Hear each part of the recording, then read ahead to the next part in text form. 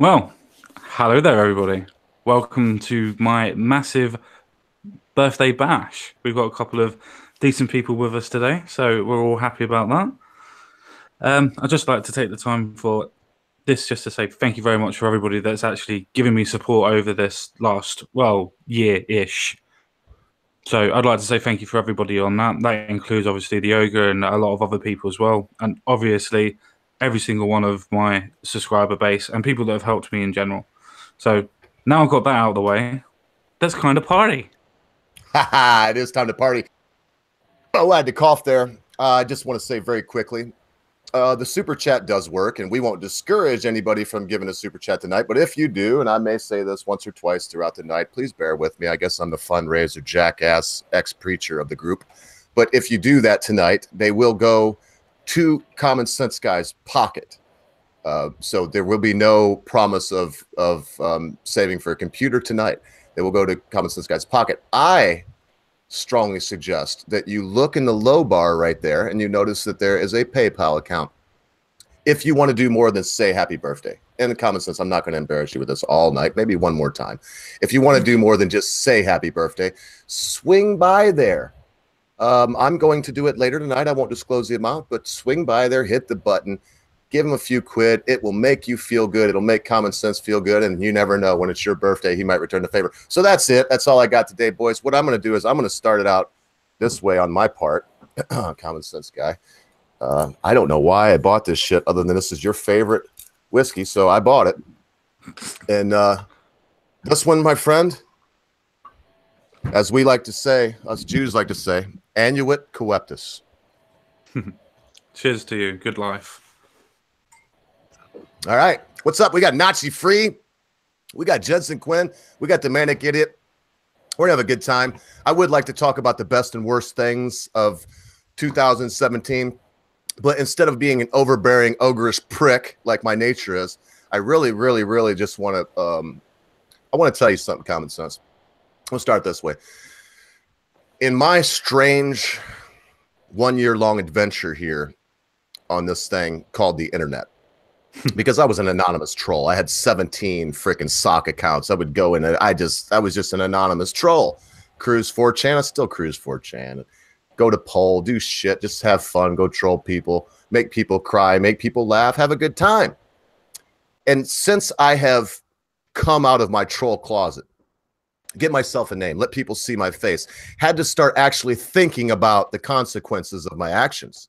Because now the channel, you're tied into it. The Britisher, whether he likes it or not, is still kind of tied into it, and he is.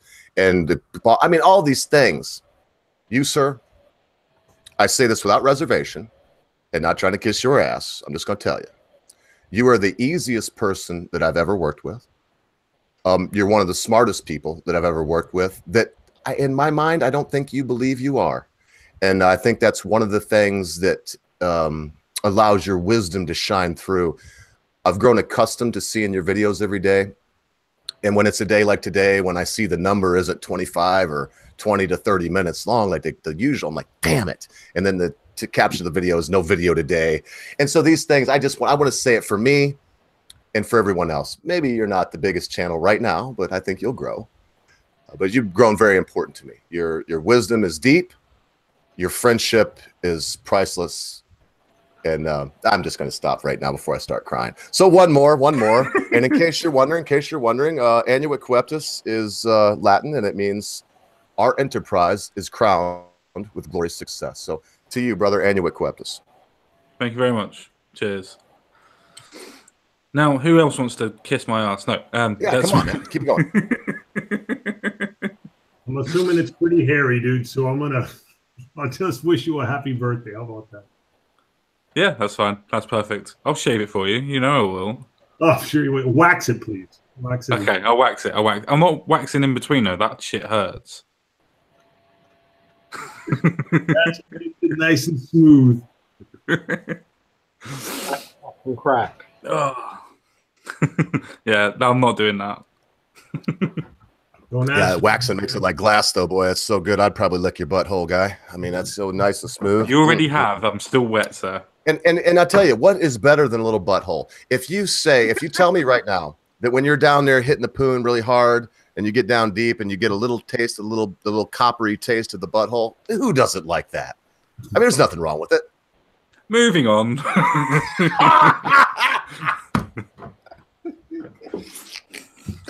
I haven't drunk enough of this shit.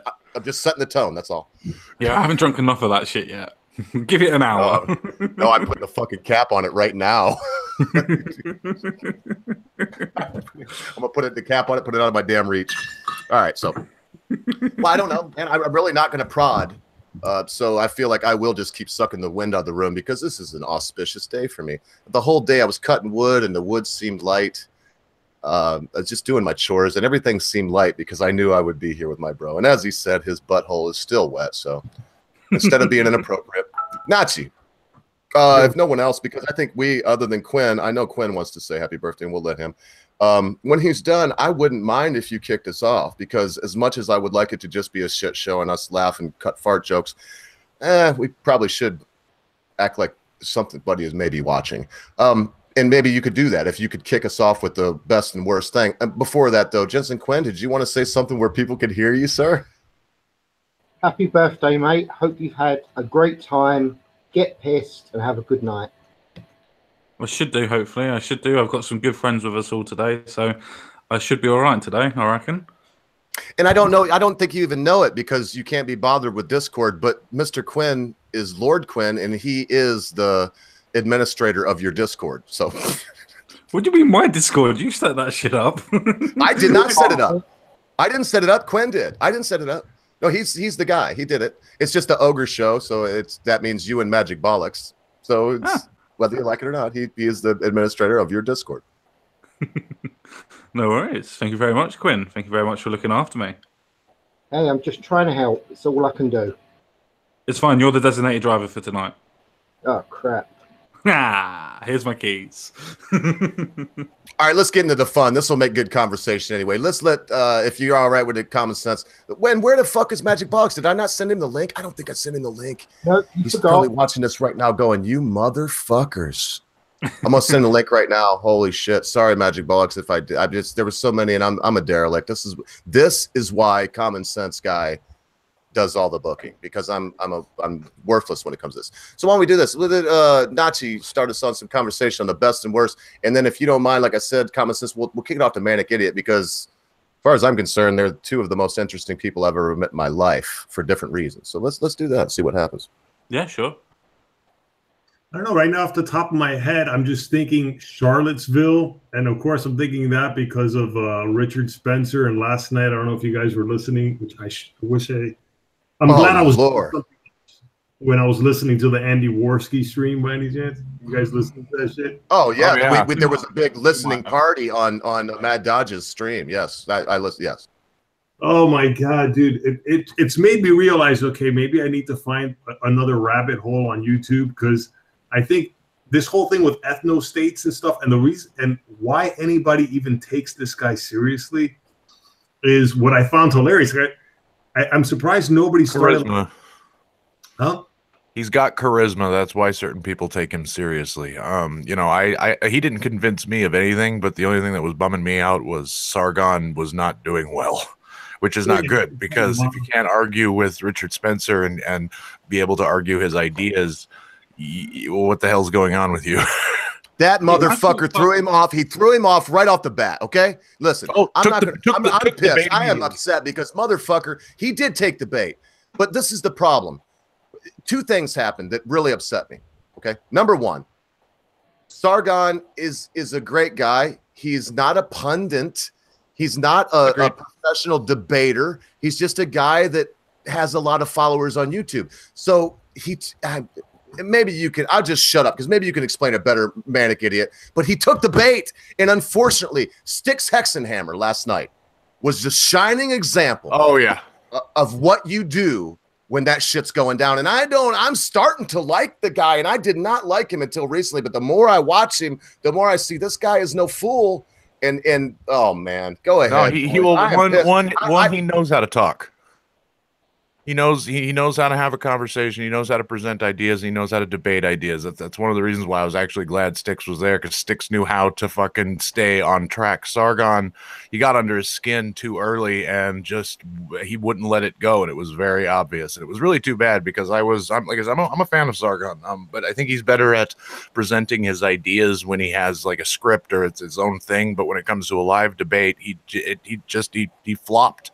He fucking flopped, and that's really too bad. Man, because Richard Spencer is one of the easiest people to debate. He's got charisma. That's his one. He knows how to use rhetoric, and he's got a certain level of charisma. And if you can't get around that, you're in deep shit. Yeah, you're in deep shit. To be fair, I have a slightly different opinion on that. I actually think that Sargon actually did quite well, to the point where Sargon was doing so well that JF had to keep on interjecting every time that Sargon was making a point, where he was backing Spencer into a corner, and then JF had to keep on saving Spencer, to the point where Sargon was doing so well that they actually put Millennial Woes in to fucking even it up. So I'm not the only one that saw that, because okay, yeah, expand. Didn't you feel so? You're okay. So I'm not the only one that saw that. Even Sargon mentioned it, didn't he? Even Sargon mentioned it. It's like every time you stop the stream to ask a question, you're always on their side. Why is that? And he never answered. That guy JF, man, he was definitely chose a side last night. And I'm gonna tell you, man, I felt so bad for Sargon. I felt like I was watching my friend, and he is my friend. I know the guy. I felt like I was watching my friend getting kicked, and there was nothing I could do. Like I was being held, and I'm watching some boys beat my friend up. Mm-hmm. And yeah, I mean, I'm going to be honest. Yes, okay, he's not the best at debate, and I would say something different than charisma for Spencer. But you know what, Manic Idiot, I don't know what it is. Maybe he reminds me of a charlatan, and how that works is the ability to present an idea without actually presenting an idea. Because ultimately, Richard Spencer didn't say anything. Every time he would present an idea, it was this very esoteric, idealistic, using a lot of words that some of them which I didn't even understand in context to what he was trying to say. Yeah, I mean, it's so funny, as you quite rightly point out, when you actually made any sort of point, and then Sargon actually said, well, what do you mean by that? He couldn't explain it. Exactly. Spencer would just go, well, what do you mean? Don't you understand? It's like, well, no, that's the reason why I'm asking you, because you're not actually using words in context. Yeah, so I found the whole debate that I understand. It's just like I said, when it comes to the reason why I was saying that that Sargon wasn't. I'm not saying Richard Spencer won the argument. I think the best person in that stream was Styx Hexenhammer, but he wasn't able to get him to. Not sure what exactly I'm trying to say here. He wasn't able to get him to essentially get a point out that was a counterpoint. He kept getting stuck on the fact that Richard Spencer wasn't saying anything, and he never quite articulated the concept that you're not actually saying anything, Richard. Yeah. I think we can all agree that and the Magic Box. So sorry. Oh God, our co-host is here. Common Sense is too completely my fault. I really need to just give you the link. Hi, Magic. It's all right. I'm just sat here with my arms crossed, thinking, "You pair of bastards." You pair of cocksuckers. That was supposed to do. No, it's all right, Mr. Oak. It's fine. What's good? I was quite. It's quite unusual for me to be on the other side for a sec, listening to you boys riffing. It was very interesting. No, you got to. He's replaced you with an American. Oh God, no! I don't even make me go there. Because I'm not very good. I'm not as good at being a dick as you are, Manic Idiot. But don't. Yeah, at least Common Sense can't accuse you of being Welsh when you're not.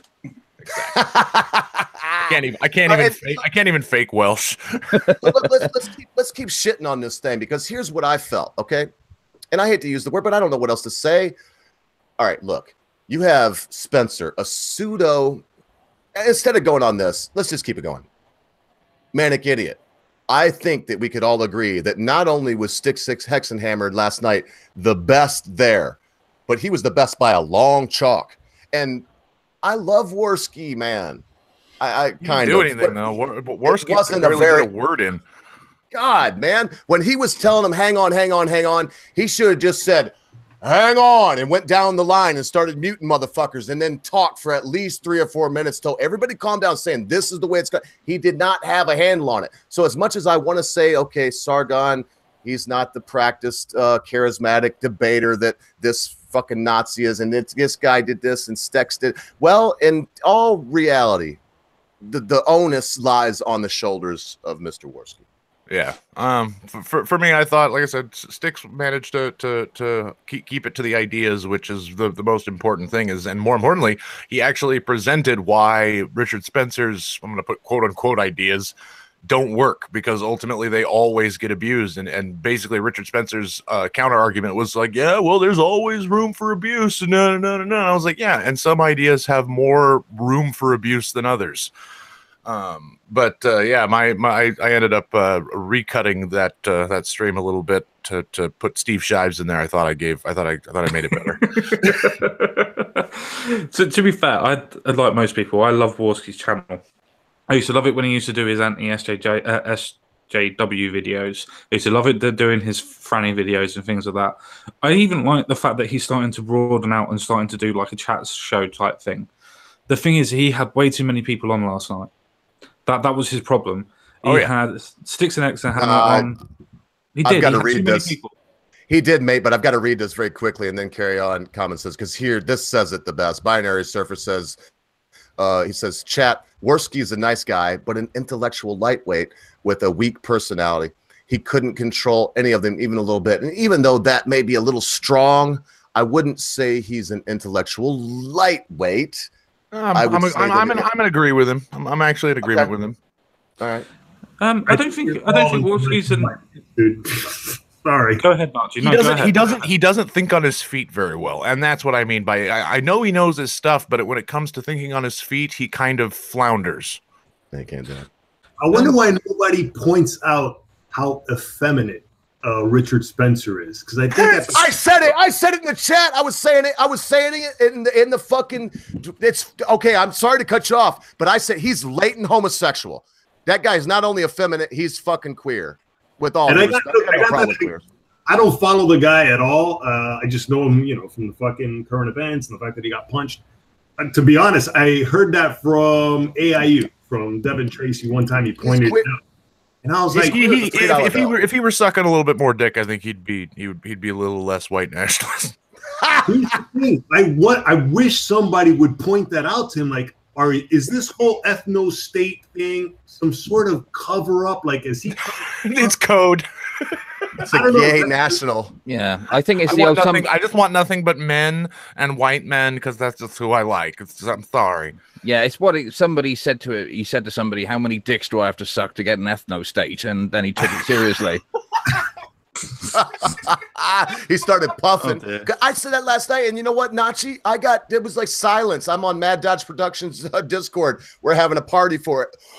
I had to invite your nemesis on Common Sense. Here he is. So look, and we'll get everybody your notice. We all see when you're here, but here's Zero. So look, it was killing me because I kept sending it out there, and this, it's a relatively small Discord. It's a real tight group of friends, and we're having a watch party. I said, look at this guy. Isn't he?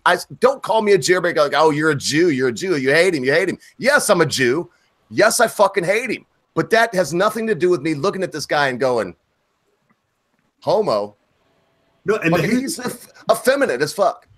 And I think he gives it away. At one point, he said something which I thought was hilarious when he told Sargon, "Look, you're not as smart as you like to pretend to be, or some shit." Yeah, that made me laugh. I gotta give him credit. Yeah, handbags You're baiting him so hardcore. You're baiting him so hardcore. Yeah, he did that twice as well, and it got to Sargon twice. That was Richard Spencer's tactic, to just piss Sargon off rather than debate the points. Yeah, so that's why he wouldn't want to debate me, because he couldn't use that one against me. He's like, "You're not as smart as you are." Do you know who you're talking to, dumbass?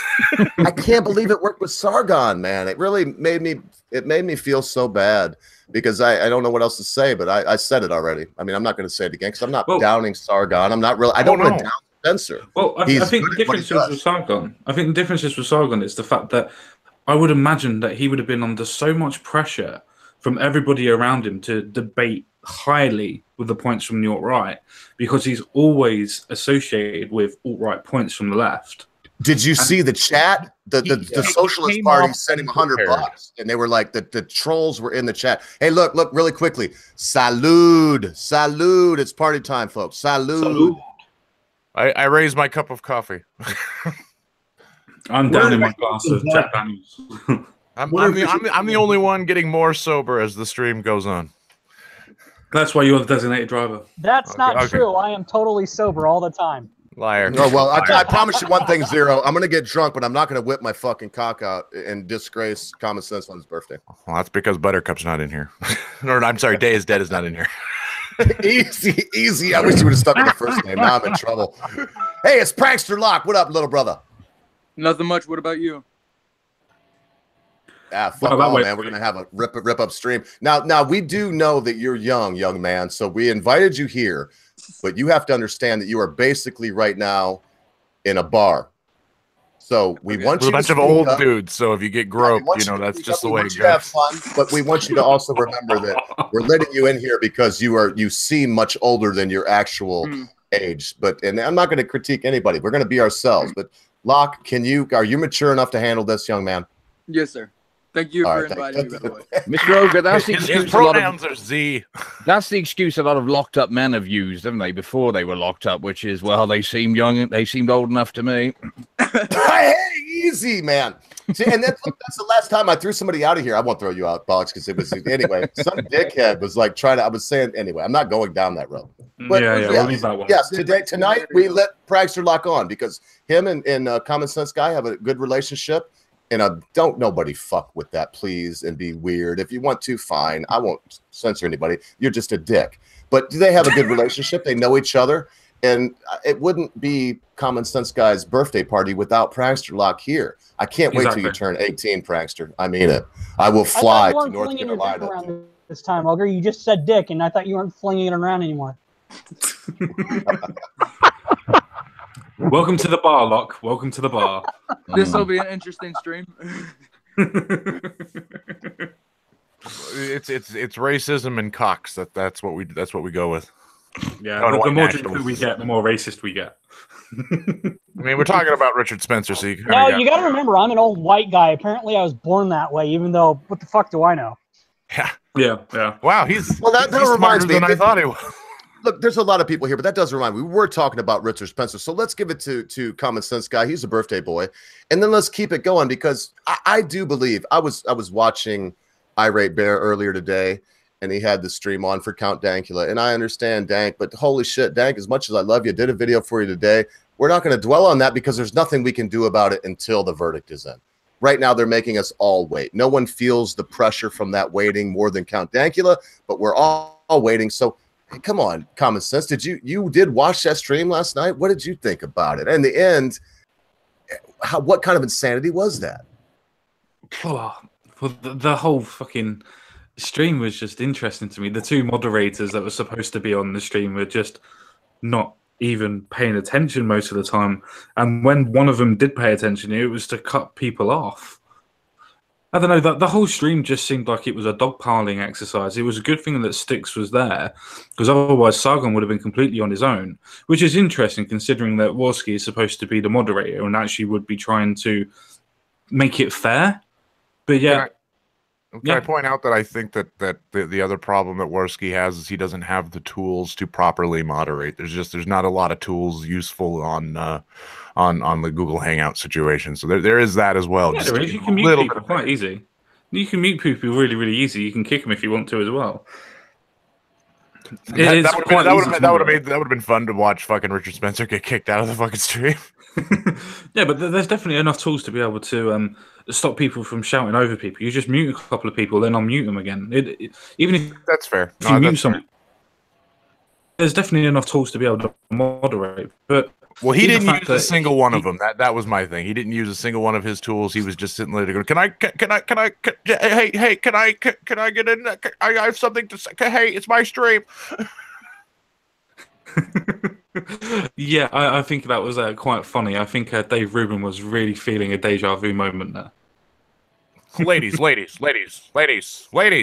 on, ladies, come on. Yeah, I was thinking. Go on. I was going to ask, what do you guys think any of this accomplishes, like with the stream that they had yesterday? Because I guess, well, Richard Spencer has hit the mainstream consciousness. I mean, he has been interviewed by Charles Barkley and stuff like that. So Not He a is thing. kind of up there, I think he bolstered his own side and didn't end up converting anybody. And Yeah. that's just my opinion. Basically, nothing was accomplished. It's just everybody's dicks got a little bit bigger. Yeah, I think it was a straight out ego fest. I was in there for like 10 minutes and just heard blah, blah, blah, blah. And I'm like, that's it, I'm out.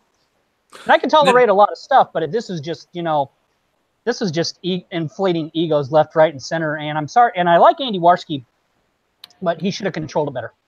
Yeah, no, I completely agree with that. It's to the point, as everybody said, it's more of what basically the left were always saying. Like, I was talking to Curiosity. Yes, I was talking to her. And she was saying that all it's going to be is just a circle of fucking people jerking off to each other. And you can kind of look at it from their point of view going, yeah, fair enough. Too much wasn't really ironed out. We're exactly the same as where we were. Maybe it would have been better to streamline the stream a bit more rather than having too many people on. I don't know. But having a debate Maybe have like that, structure to the stream. I don't know. The structure of the stream doesn't necessarily mean to go anywhere because you just go by the points and what the points are made. But What I I meant was actually, when people are starting to interrupt people, fucking mute them. Actually, Yeah, use your speaking tools. of interrupting people, I've got a very serious question by somebody that may have a solution. So I've got to ask Common Sense. It is his birthday.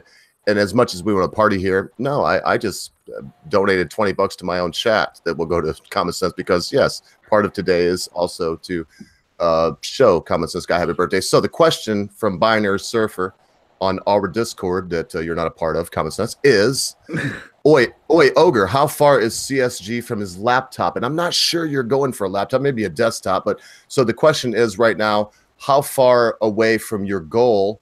And you do know, I showed you yesterday, we got another 200 quid there with whatever else you have. So how far away are you from your goal of reaching the computer that you need for school? Well, before I actually say any of this, nobody bloody donate what I'm actually going to say because it is way too much of a big number. If people No. donate, Carry on. But if you got the money, donate it. Give it all to him. No. But carry on, Common Sense. Go ahead.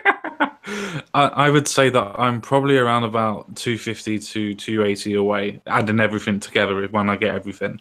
That way I can actually build a decent computer.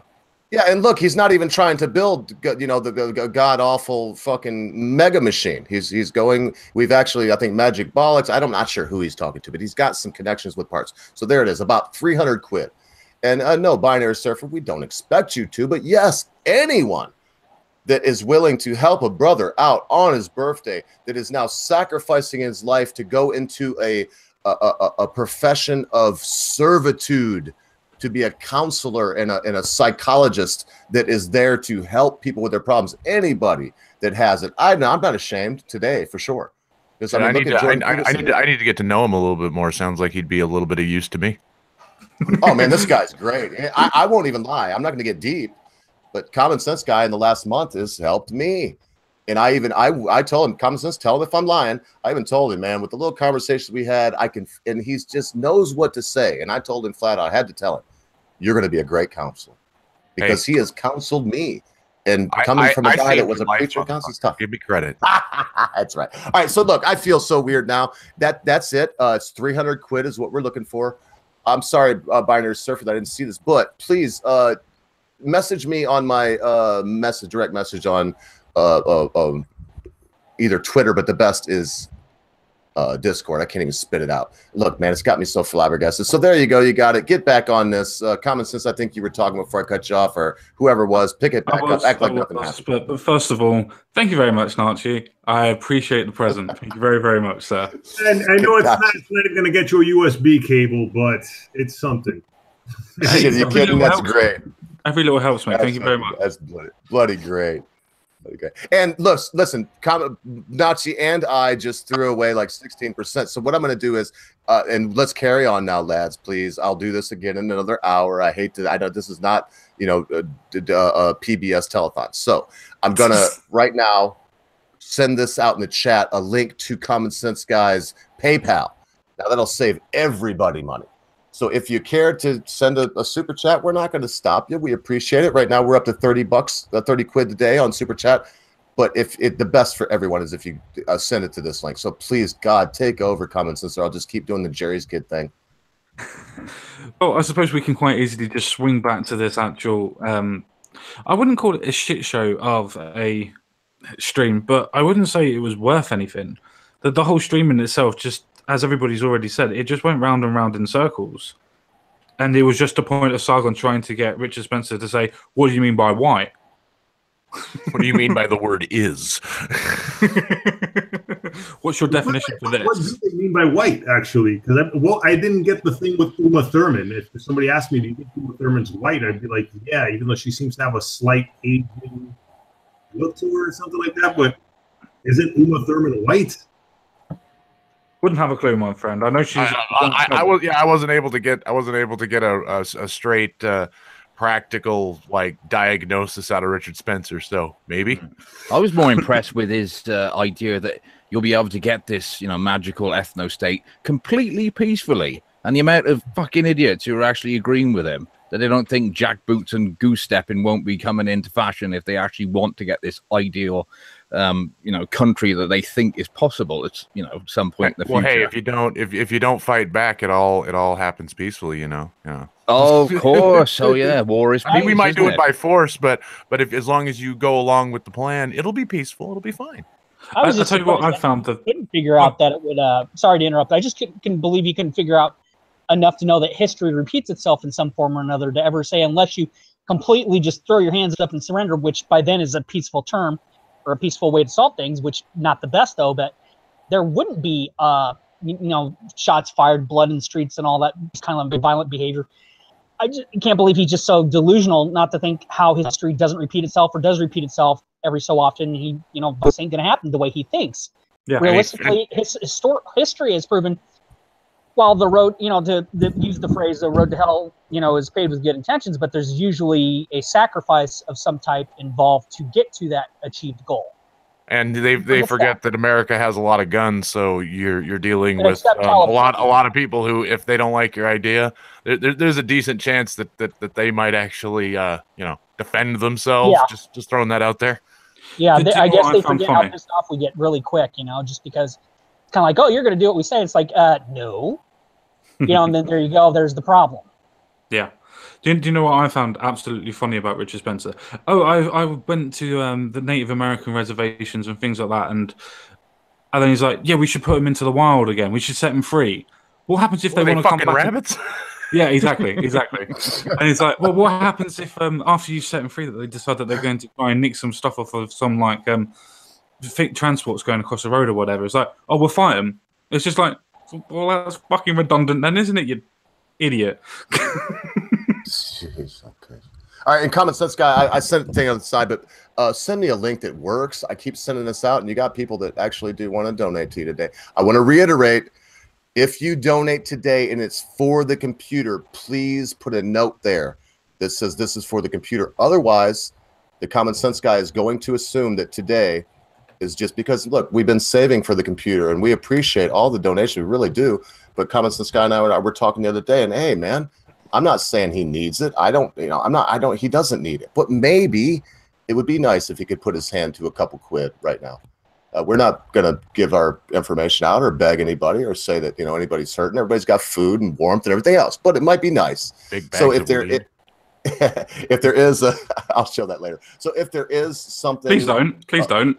If there is a donation that is for the computer, mark that. But would you do that for me, Common Sense Guy? If either just send it out in the chat and okay, there it is right there. Let me check this. Carry on, folks. Again, I'm sorry for that, but the link I was sending out, people are telling me it didn't work. That one should work. Yes, Locke, go ahead. Another way you could get money is do a publicity stunt. Maybe like pull a Logan Paul, film like a dead body in the woods or something. No, we're not doing that. Or become a cam girl or boy. I don't want becoming a cam girl. I've got the tits for it. I don't think cam girls film dead bodies in the woods. Keep in mind, this is YouTube. Yeah, but then we got Pornhub. He can set up a new account. It'll be fine. That's true. Let's not get a strike here on YouTube, though. Nah, we ain't worried about it. I'm the golden boy. We've never got a strike yet. We've done some crazy shit. But that was wonderful and beautiful. And hey, I don't want to get off this topic yet, but maybe that could be the next one. So I think we were going to what were we doing just now? Common Sense. Nachi just made some really good points. Manic Idiot just made some really good points.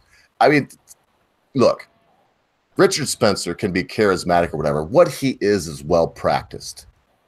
I did it just the other day on a stream with Mad Dodge Productions.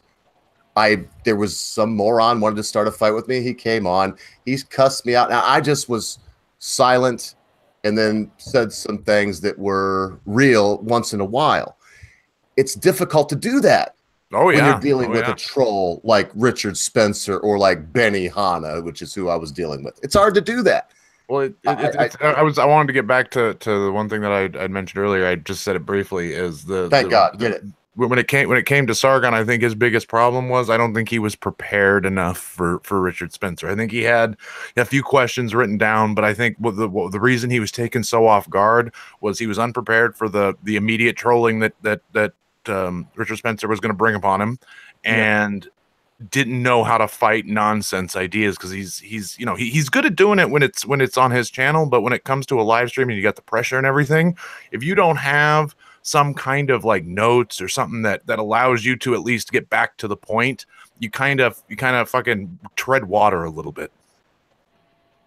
Yeah, I'd have to agree with that. I do think that Sargon definitely wasn't at his best. I'm not 100% sure that it was to do with the fact that he didn't have points. I think it was more the fact that he was rattled, like you've already said. I honestly do feel that he got rattled a hell of a lot at the beginning, and it just carried on bitching to each other. That's why they and then got triple team common sense. He got rattled. And the funny thing is, this is what happened. Spencer rattled him by doing what Sargon couldn't quit doing all night. He goaded Sargon in the very beginning. Why? I mean, everybody's watched it. He goaded him. And then he played the choir boy. Like he didn't do that. Like he didn't set the tone for being, I'm Richard Spencer, I'm attacking you, Sargon. That's how he set the tone. But then he never went back to that. And oh, fuck, man, it breaks my heart. Sargon took the bait. Before we go any further, thank you very much, ProSpiro058. Thank you fucking very, very much for what you just donated. Thank you very, very much. Carry on. Cheers. And I doubt very highly that Common Sense will mention any numbers if they're big, but I will also second that. Anyone that has donated Common Sense, God bless you. As a preacher and a minister of God, whether y'all like it or not and believe in him or not, I want to say, whoever donated to him, may God smile on you, may he turn up his face upon you and let his countenance shine upon you. I second that, and you know my feelings of religion, so I second that. I make no comments to not detract from the message that was there. Yay, friends. That's right. I know how to keep my stupid ass beliefs to myself. But yeah, let's not let it derail. We're doing great. I want to hear from Nachi again, because Nachi knows a little something about an ethno state. He knows a little something about shooting the Negros because they're lazy, don't he? Well, that's the one thing that I'm surprised also that people weren't asked. Like, has he ever considered if he did get his ethno state? You know, it's just going to eat itself, because then after you have everybody in there, the next step is, are you white enough? Are you blonde hair, blue eyed? You know, and then are you the specific type of Christian? I'm surprised, because if there was one thing I kind of respect about Richard Spencer from hearing him in a couple of interviews, that he's atheist. And no offense against any religious people, but okay, at least he kind of gets it, okay, when it comes to that. Are you atheist enough? Here's the thing. He was actually talking about, how do you call it? Not separating church and state. And then I was like, is this guy pandering to every audience? I'm starting to wonder if this guy is really just maybe trolling people. Maybe he doesn't even care to have an ethno state, but he realizes, oh wait, there's money to be made within this niche. Oh yeah, and that is a distinct possibility that if you pay attention to how some of these I like using the word charlatan because that's what they strike me as, is these people who use a lot of emotions to get people riled up and get the attention rolling. There's a lot of money right now in getting attention online, and you know the concept of being in the middle is this big dirty word. Like, if you're not extreme enough, you're not good enough. You're the problem. No, he's a dangerous idiot and a shyster to boot. Yeah, and I think you're seeing that also. Gives idiots like me a bad name. Yeah, but you're the good kind of idiot. We like you. You're manic, so that's good. What I was gonna say is people are starting to see it, like especially with Stefan Molyneux too, in terms of that, like now kind of getting away from the ethno state thing. You know, I think Stefan Molyneux is kind of almost skirting around that too. Like he is starting to. I'm noticing pandering to religious people, and yeah, there's that whole thing with the race realism and shit. Like, I'm wondering if these people are seeing something in their PayPal donations and on the private end that the average viewer does not see. That they're like, oh, wait a second, there's more money to be made here. So fuck it, I'm gonna stick with this. Imagine my shock. Yeah. Pretty much. You know. Yeah, I was going to say something very, very similar to that. Imagine our shock that people that actually pay for churches to be built and things like that, or mosques to be built and things like that, are actually giving money to people that pander to their sense of identity. Imagine our shock. Yeah, the concept of having your ideas challenged is not a very common one. Somebody who likes having their ideas challenged, likes having the ability to grow beyond what they already know. That's not. Most people just want to hear what they already think. That's boring, though. Oh, it's boring, but it's safe. It's safe. It doesn't require a lot of thought. Yeah, I like having thought. Thought's very, very good for me. keeps me sane. All right, it's killing me, Common Sense. Just check your DMs. Oh, what have I done? Nothing. Carry on, boys. What have you not done? But yeah, Common Sense is the best thing that's happened to me in the new year. In fact, as some bad things were going down that I had no control over just recently, I really don't have the words, so I'll just leave it. You know, a good hand job goes a long way. Shit, I never use my hands, sir. I never use my hands. I would suck his dick in downtown Birmingham and give him an hour to draw a crowd. Aw, that'll bring in the PayPal donations. Fucking yeah. I told you I'm Jewish. I do anything for fucking money. Like I said before, you know, if you got extreme views, you get money. If you've got nice tits, you get money. I'll tell you what, I've only met, and this is no disrespect to anybody here, I just don't know y'all yet. So in Vino Veritas, let me give you a little truth. I've only met 4 people in the last year that I think that I consider to be real people on this crazy thing called the internet. They are, in order of importance, the Britisher, the Common Sense guy, Nazi Free, and Magic Bollocks. Those are the only people that I have met in this whole strange thing that we call the internet, that in the end of the day, and I love you all. Don't get me wrong. Please don't hate me. Please don't unsub. I'm just trying to be honest with you. All right, I'll resub. It wouldn't matter. It wouldn't matter to me if y'all choked and died. I mean, because I don't know you, right? It doesn't matter to y'all if I choke and die, because y'all don't fucking know me. Who cares? So anyway, fuck you. It wouldn't matter to me. Where would I get my good tunes and fucking and weird conversation? I think you done to me. That was fucked up. I'm not going to slow down on the whiskey. All I'm going to say is Nazi Free. Salud a tu familia, amigo. Gracias, Brudin. Gracias. But look, that happens. Look, if you want to bring that up, you know, because I know I sound like a broken record with Cuba. That sort of happened in Cuba. They were out. They tried to get like this pure, perfect man, and I can't believe how many people fucking thought Che Guevara was that. And the way people turned on themselves, Cubans turned on themselves, families started. I mean, I've seen it within my own family. How many siblings stopped talking to each other? That's what a lot of these people have no fucking clue what they're calling for when they say the words ethno-state. Well, yeah. If any idea, if you look at human history, any idea will always be taken too far at some point. Yeah. Well, yeah, that's just human nature, though, isn't it? Oh yeah. Human nature always picks up on a good idea and keeps on running with it. And it beats it into the ground like a dead horse. I was gonna say into a wall. Dead horse sounds better. Man, look, boys, the no moderator. Dead horse into a wall, either way.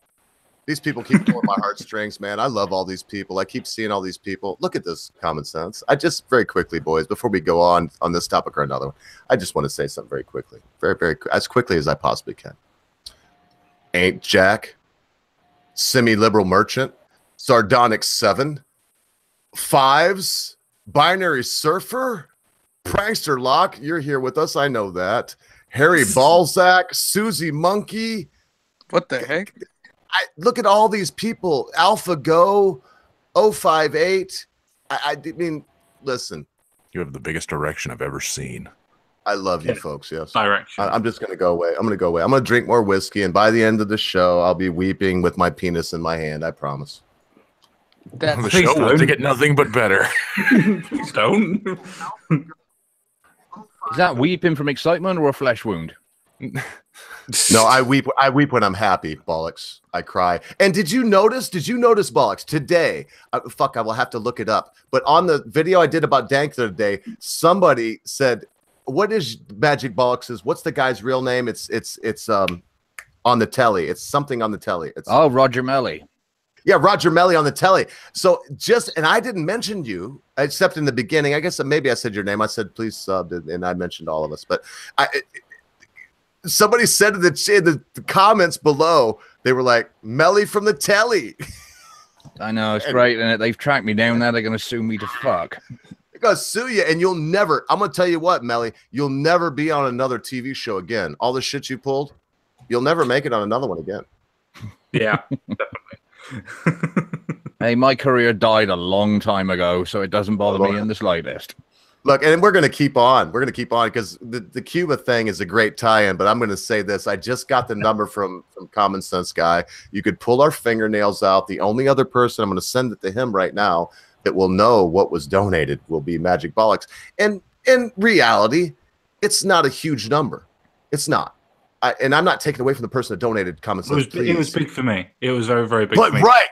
Thank to you. do that out of the kindness of their heart. It was big enough. I was not expecting that. For us, it's like $1,000. Is it fair to say that? Yeah, it really was. Yes. So I'm going to send that number there too. And we just surely appreciate it. Oh God, it's going to just go. So look, Cuba is a good example. If we allow this idea of identitarian politics, my godfather and godmother were Cuban. Black as the ace of spades. They ran like hell. Rats off a sinking ship. They would have been fucking killed. They would have been put in. Everybody, oh, Che Guevara, what kills me? I love Mike Tyson, Nachi. He's got this is an all over the place thing, Ogre. Come on, keep it focused. Oh, sorry. All right, well, carry on, folks. I was just gonna go. I'm trying to kick it back to Nachi. I do love Mike Tyson, but Nachi, you see who is. Why would it be crazy that I like Mike Tyson and he's got Che Guevara tattooed on his black ass? Why would that be crazy to me, Nachi? If you could explain it to Manic Fuckstick. He's the one Che Guevara fucking admirer out there that I'm like, okay, I don't know what to say, bro. Like Russell Brand. Look, let's try to bring it at least into common sense's territory with British. All things British. Russell Brand, I've been really tempted to make a video like just calling him out, almost challenging him to a fist fight. But I wouldn't feel right doing that, knowing that fucking Tyson took it all the way to a tattoo on his rib cage, dude. Yeah. Like, what am I going to tell him? You know what I mean? Like, he's still fucking wrong. That's for sure. I mean, that guy could knock my ass out and I'll still say you're a fucking idiot for putting that on your rib cage. I don't get it, but from across the state. Yeah. Hey, Well, Nachi, that's kind of the thing there, Nachi. You're talking about a guy who has a boxing career, who's had his head caved in one too many times, and literally tried to bite somebody's ear off. I mean, what do you expect from a nut job? And yeah, I would say that to his face, because I know the second he kicks my ass, he'd be going bankrupt more than he already is, and I'd still have more than enough money to pay for my traction. Yeah, well, maybe he got it. You know, due to all the fighting, maybe he got it tattooed on there so he could remind himself to go. Oh, that's right. I don't like that guy. Maybe. Man, look at the head. Look at the head on that one. Shitbag. the thing is, You know, I'm Mike Tyson, and I got a Che Guevara tattoo because I just don't like the guy. I don't know what to tell you. I just don't like the guy. It's spinal. no, It's please, spinal. please, He says please. spinal. He's like, I broke my back. What do you mean? Yeah. What do you mean? You got an injury? It's spinal. Can I just say, Nachi, if you are considering doing that, please do it. It would be absolutely fucking brilliant, mate. what the Russell Brand one? Oh, the fight. Fucking, you think about how much money you could make out of that. You could just beat him up with what's called his insults. Yeah, just tell him that. That's the thing. That's the I funniest fucking thing I've ever seen in my life. It's spot. Yeah, fuck it. Just take a picture of whoever's nailing Katy Perry at the moment and fucking stick it in front of him, saying, "Remember this?" Yeah, you fucked that up. Yeah. You don't even have to do that. I would Photoshop is so good these days. You can put anybody in there, including Ogre, if you wanted to. Oh Lord, don't put me nowhere. But I don't know how Katy Perry would feel about that. I don't think she's girl. Man, you just woman enough to handle put me Whoa, right between whoa. Katy Perry's titties, man. I Hang on. motorboat him. Hang on, Zero. Were you talking about putting Ogre in the ring? I'd show her what's 8 inches. No, of no, Jewish. I was talking about if you're really gonna screw with that Wiener Russell brand, why don't you just Photoshop Ogre into a picture of Katy Perry? Ah, well, technically, it's a double meaning there, isn't it? Either putting him in the ring for a fight or putting him in the ring for, well, something else. Oh, I know damn well Russell Brand couldn't last 5 minutes with Ogre. No, I Russell thought he Brand- was putting me in the ring for something else, like to eat Katy Fuck Perry. no, I wouldn't put you in with Mike Tyson. That wouldn't be a challenge either. Mike Tyson. No, is Katy enough. Perry. No, I don't. Look, this is getting off the rails. Anyway. Well, that's why I'm You here. railed like an Amtrak train. Save me common sense. I will just say this, and I see where it seemed that. Yeah, I so was going- Charlottesville then. Yeah. Right. So no, it's funny you said that. So why don't the common sense start us out with this then? Yeah, because we're going to do this if it kills us. Best and worst thing of 2017.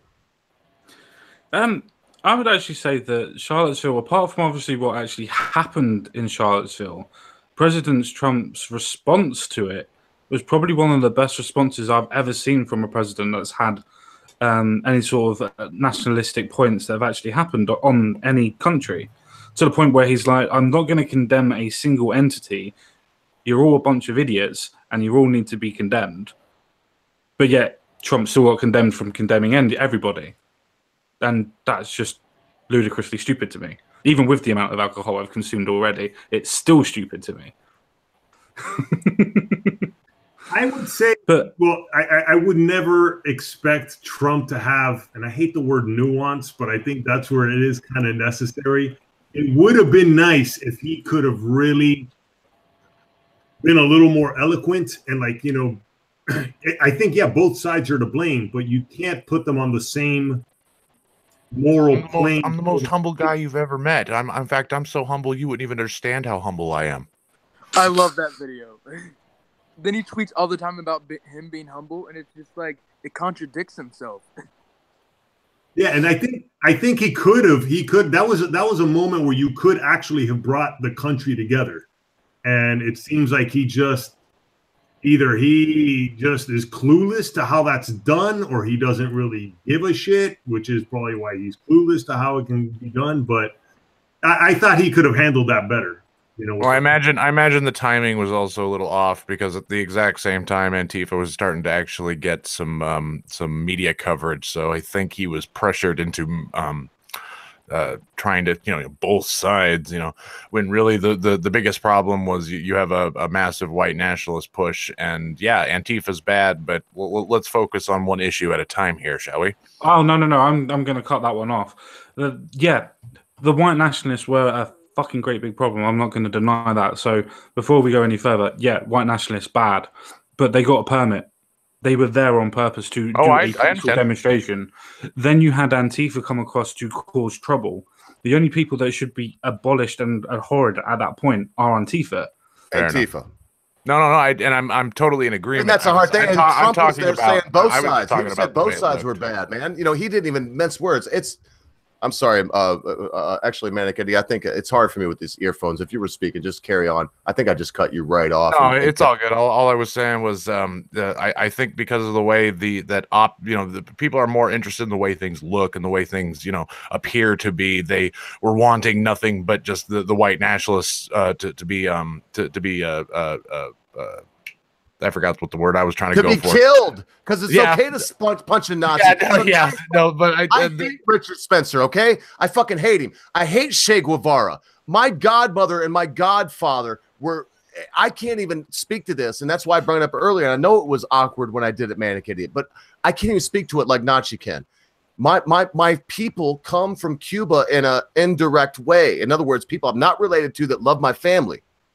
And all of this shit ties in. Richard Spencer needs to go and let some big buck Negro fuck him in the ass like he really wants. That's what he wants. And he's sad about that. I know he's sad. He just needs to go and suck some big dingus. So anyway, my point with Antifa in that sense was, I was getting back to that. People want to just hear what they already think, and that's why everybody freaked out, because at the time everybody's focused on the Charlottesville thing, and in comparison, Antifa seems smaller. Just the way the country's been hyping how much racism and white nationalists are going around. At the time, Antifa was just coming out in the news, so that's why I'm saying it was kind of bad timing, because it wasn't a big deal on people's minds. Yeah, the thing that I'd say about that is it's so funny that about 2 weeks after Charlottesville, you had people that were talking to CNN on a panel during the day going, well, I saw them getting on buses together, the white nationalists and Antifa getting on buses together to go down to Charlottesville to have a fight. Almost like it might be, they're trying to divide us on purpose. I don't know. George Soros has a lot to answer for. Deep down, I'm a conspiracy theorist that I kind of have to keep that shit in check. You're fine here, don't worry. You're amongst friends. Alex Jones, is that you? We're here. Turn the friggin' frogs gay. I wish I could do it. It's the glyphosate's in the water. Everybody wants to call me a conspiracy theorist, but I've been studying this shit for 25 years. I know what I'm talking about here. That's fucking... Hey, and means of destruction. I just seen that. I don't know. I'm shit faced. I only halfway do my job on a regular day. I'm not even partly doing it now. I just noticed that you said some memes of destruction. If you fucking motherfucker, you said, yeah, man, I heard you the other night. You said that I was a pompous prick. It hurt my feelings. I wanted you to stick up for me with Benihana. If you could find it in your heart to swing by tonight on the big, the bad, the ever-loving stream for comment, come on by. So I'm going to send you the link now, and maybe you'll swing by. Good to see you, Memes of Destruction. Cool. Was so that who else too has got fucked an up? opinion? What? I was just saying, who else has got an opinion on Charlottesville and Antifa and George Soros? It just might be me because of my generation and the fact that I'm over 40, but I'm looking at all these people, and they have no freaking clue how easy they got it compared to what their ancestors and forebears ever had to deal with. And while I do know that there is injustice on a certain level, no matter where you are, no matter what you do, these people are instinctively reacting because they didn't get their way during the 2016 presidential election. And that was the biggest catalyst. And that over the last 2 years, while they say, oh, the cops are doing this, the cops are doing that, they're failing to realize that when you push people so far on any certain level, people are going to start pushing back. And it's the people that, and Richard Spencer, I'll tell him to his face if I ever get a chance, he is an opportunist prick.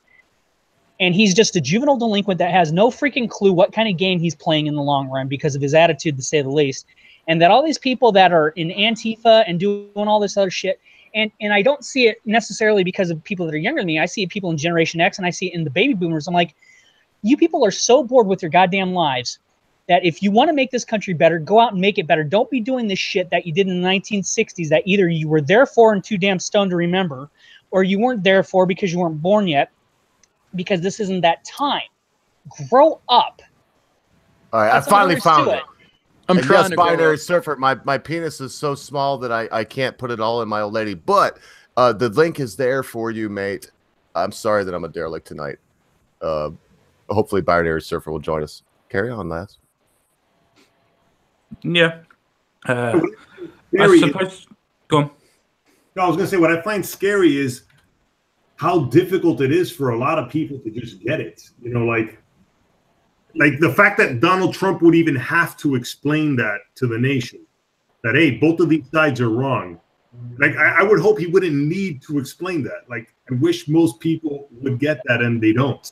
And it's scary, even the ones who do sort of follow it, because I have this one friend of mine who's, he's quite political, but he's on the left side, and everything he gets all his information from Vox and from Slate or Salon.com and shit like that.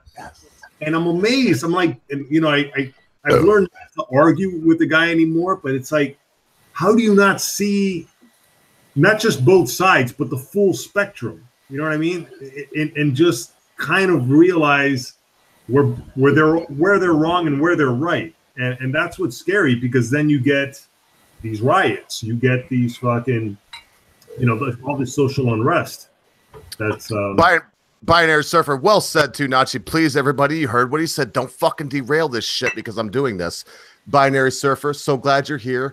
Anybody else, please bide your time. And all of you that have been here, and I'm not going to start naming names yet. I will haul ass whenever you think like you've been here long enough. Binary Surfer, brother, you have supported this channel with your money. You have supported this channel by watching us. You have supported this channel in more ways than I could say. So, sir, this shot of Jack Daniels, oh God, I poured too much in there, is to you. I'll never get another link out, so I think he's the last. This will fuck it, the whole thing up. Anuit Coeptus, Binary Surfer, I hope that your whole family and everything that you want will come to fruition. All good. All good.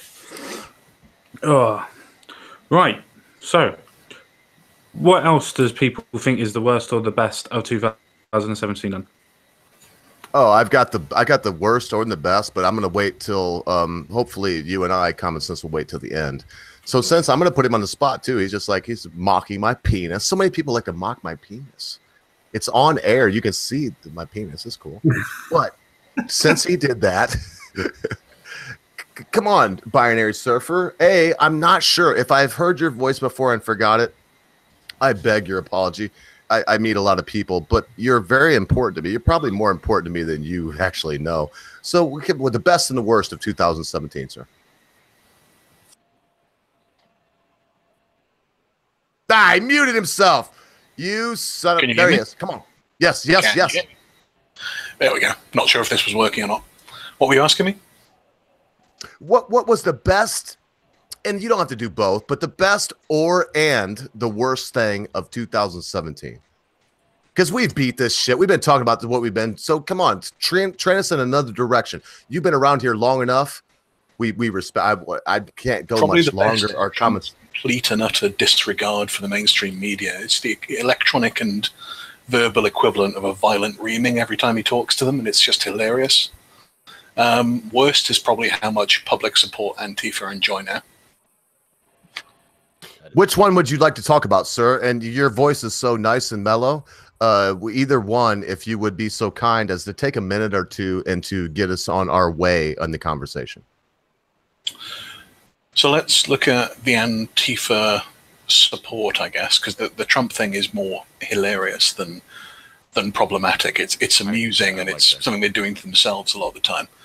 The Antifa support is disturbing. If you look at rough polls that have been done on this, they're not Gallup polls or anything official, but it suggests that somewhere around 5 to 10% of the population pretty heavily supports the Antifa narrative. If you compare that to something like the alt-right, which is what, 0.5% or less, what 2,000 people showed up in Charlottesville out of a nation of 300 million, it's an irrelevancy. It's way more of a concern for how much they've been sponsored by the media, by, well, if you believe all the Soros stuff, I'm not sure about it personally, but there seems to be a mainstream acceptance of their views now by the public, in that if you were to poll people in the street, I suspect you'd find a substantial number will go, yeah, punching Nazis is fine, yeah, redistributive wealth is fine, all that sort of thing. Do you get what I mean? Do you think it's marketing? Do you think it's marketing? The whole, we're anti-fascist and we're literally going to take that at face value? I think a lot of it's marketing, and I think there's a secondary layer there that it is easy to appeal to a group that suggests something radically different when you're in a depressive state economically, which most Western countries have been in for the last anywhere from 5 to 10, 15 years, depending on which one you're in. Yeah, and a lot of people have argued that it's the remnants of the 99% rally people that have saw that their peaceful protest didn't really pan out because it was so they didn't have a coherent message. That was my big thing when the 99% thing started happening. Everybody had different things to say, and nobody was nothing was coherent about it. And a lot of people have argued that Antifa sprung up out of that because they realized we gotta like we got to focus down and organize and have a coherent goal. And unfortunately, their coherent goal turned into, well, violence against anyone who disagrees with us. Yeah, there was a great quote by Oganos, a comedian called Doug Stanhope, who was actually quite involved with some of the Occupy protests. And they came out, because obviously the 1% Occupy were heavily linked. And they came out with a great quote that was along the lines of someone turned around to him and said, what was it? We don't have leaders. And his comment was, you sure fucking needed some. So it didn't work as a movement. It fell in on itself. So I think you're quite right. It's the leftover of the genesis of Occupy and the like that is now found a new avenue for public support and sentiment. Is that memes? Is memes just joined us? All right. I won't derail it. Is that memes that just joined us? That's Bude. Yeah, it's This memes is- destruction. Yeah, memes that's of means of destruction. destruction. Well, say something, memes of destruction. Welcome, brother. You are one of my esteemed colleagues, I would call you. Not a kiss ass, not a sycophant by any stretch of the imagination. I will quote you and say you are someone that only desires veritas, and that makes us brothers. That's quite the endorsement, my friend. Quite the endorsement. He's overcome with emotion, Ogre. Well, he won't. He'll come in. He will come in. So I will say 1, 2, 3, 4, 5, 6, 7, 8, 9. No, I need to go ahead and keep this moving. Comments. We need to keep this moving and ask Jensen Quinn. I'm going to go in order, and I will not mention some people, and it's just because I'm not going to try to explain why. So in order, Jensen Quinn. And this is how they came. Manic Bollocks, Prancer Lock, Dade. Please tell us what you want. Well, there are 9 people in here. You have plenty of time, at least an hour. But you folks that I just mentioned, you heard your names. We would like to give you the floor as much as we can here. I think I speak for common sense. I love the guy. I know I do. So I'll just do it. We give you the floor as much as we can for the next hour here. But then at that point, the real party will start to kick in. Common Sense Guy and I will start to be so incoherently unambulatory drunk that, Bollocks will take over, and then God help us. How will we notice the difference, Ogre? Well, let me kick this off then, so I can get out of here. First and foremost, happy birthday. Cheers, mate. Secondly, Ogre, when the hell are you going to give me a wrench? Oh, right now. And look, I can't stick with it. And it was my idea. I pushed it off on Magic Bollocks. I thought if everybody didn't have a wrench, it would make it seem more interesting. And then in the end, I just want everybody to feel like I love them. And I'm such a fucking faggot. I don't know. That's fine. Thirdly, if I were to be asked what is the best and worst of 2017, I think it would have to be the same thing. I think it's the fact that the American people spoke when they had the last presidential election, and then on the flip side of that is we've seen who the real immature brats are. And this isn't a party thing. This isn't a conservative versus liberal or a Republicans versus Democrats. It's the fact that it seems to be the never-ending cycle of who's the bigger crybaby. Because I can tell you right now, when Obama got elected both times, not a lot of my friends whined about it, and I didn't care. I mean, I voted how I voted. Whether it's for or against him is irrelevant. But when our current president was elected, I heard nothing but profanities come out of most of my friends' mouth who I don't talk to anymore. And it's kind of like, look, if you're going to behave like this and you can't respect the other American citizens that actually voted and had their voice heard because you didn't get what you want because your candidate wasn't elected, then why do you even bother voting? Why do you even try talking or having a civilized conversation that you say you have? Because you're acting like a damn teenager. Oh, come on. It spawned the Scream at the Sky protest. You gotta like it a little bit.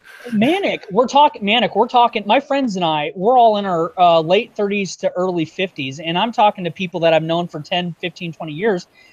And they're just acting like psychopaths. They're acting like juvenile delinquents. And I said, my nephew and his wife and all those other, all my other family that are millennials, they all voted how they voted, and I have not heard them once cry about the results that they didn't get. They said, well, this is just the way it is. I mean, he's our president, whether we like it or not, and then, we have the right to vote, we have the right to get in senators and congressmen and congresswomen, blah, blah, blah. And I was like, Yeah, so I'm wondering if Alex Jones is right, if there's actually something in the water, or if it's just the way people are actually brought up. Because Well, I think it's probably the latter because there are a lot of people that are just fucking being crybabies, and I was like, how the hell did you ever raise my generation if you tell us to lead by example, and then you go do the exact opposite, and then people wonder why I said this ain't the 1960s. Well, we all heard you. Time out.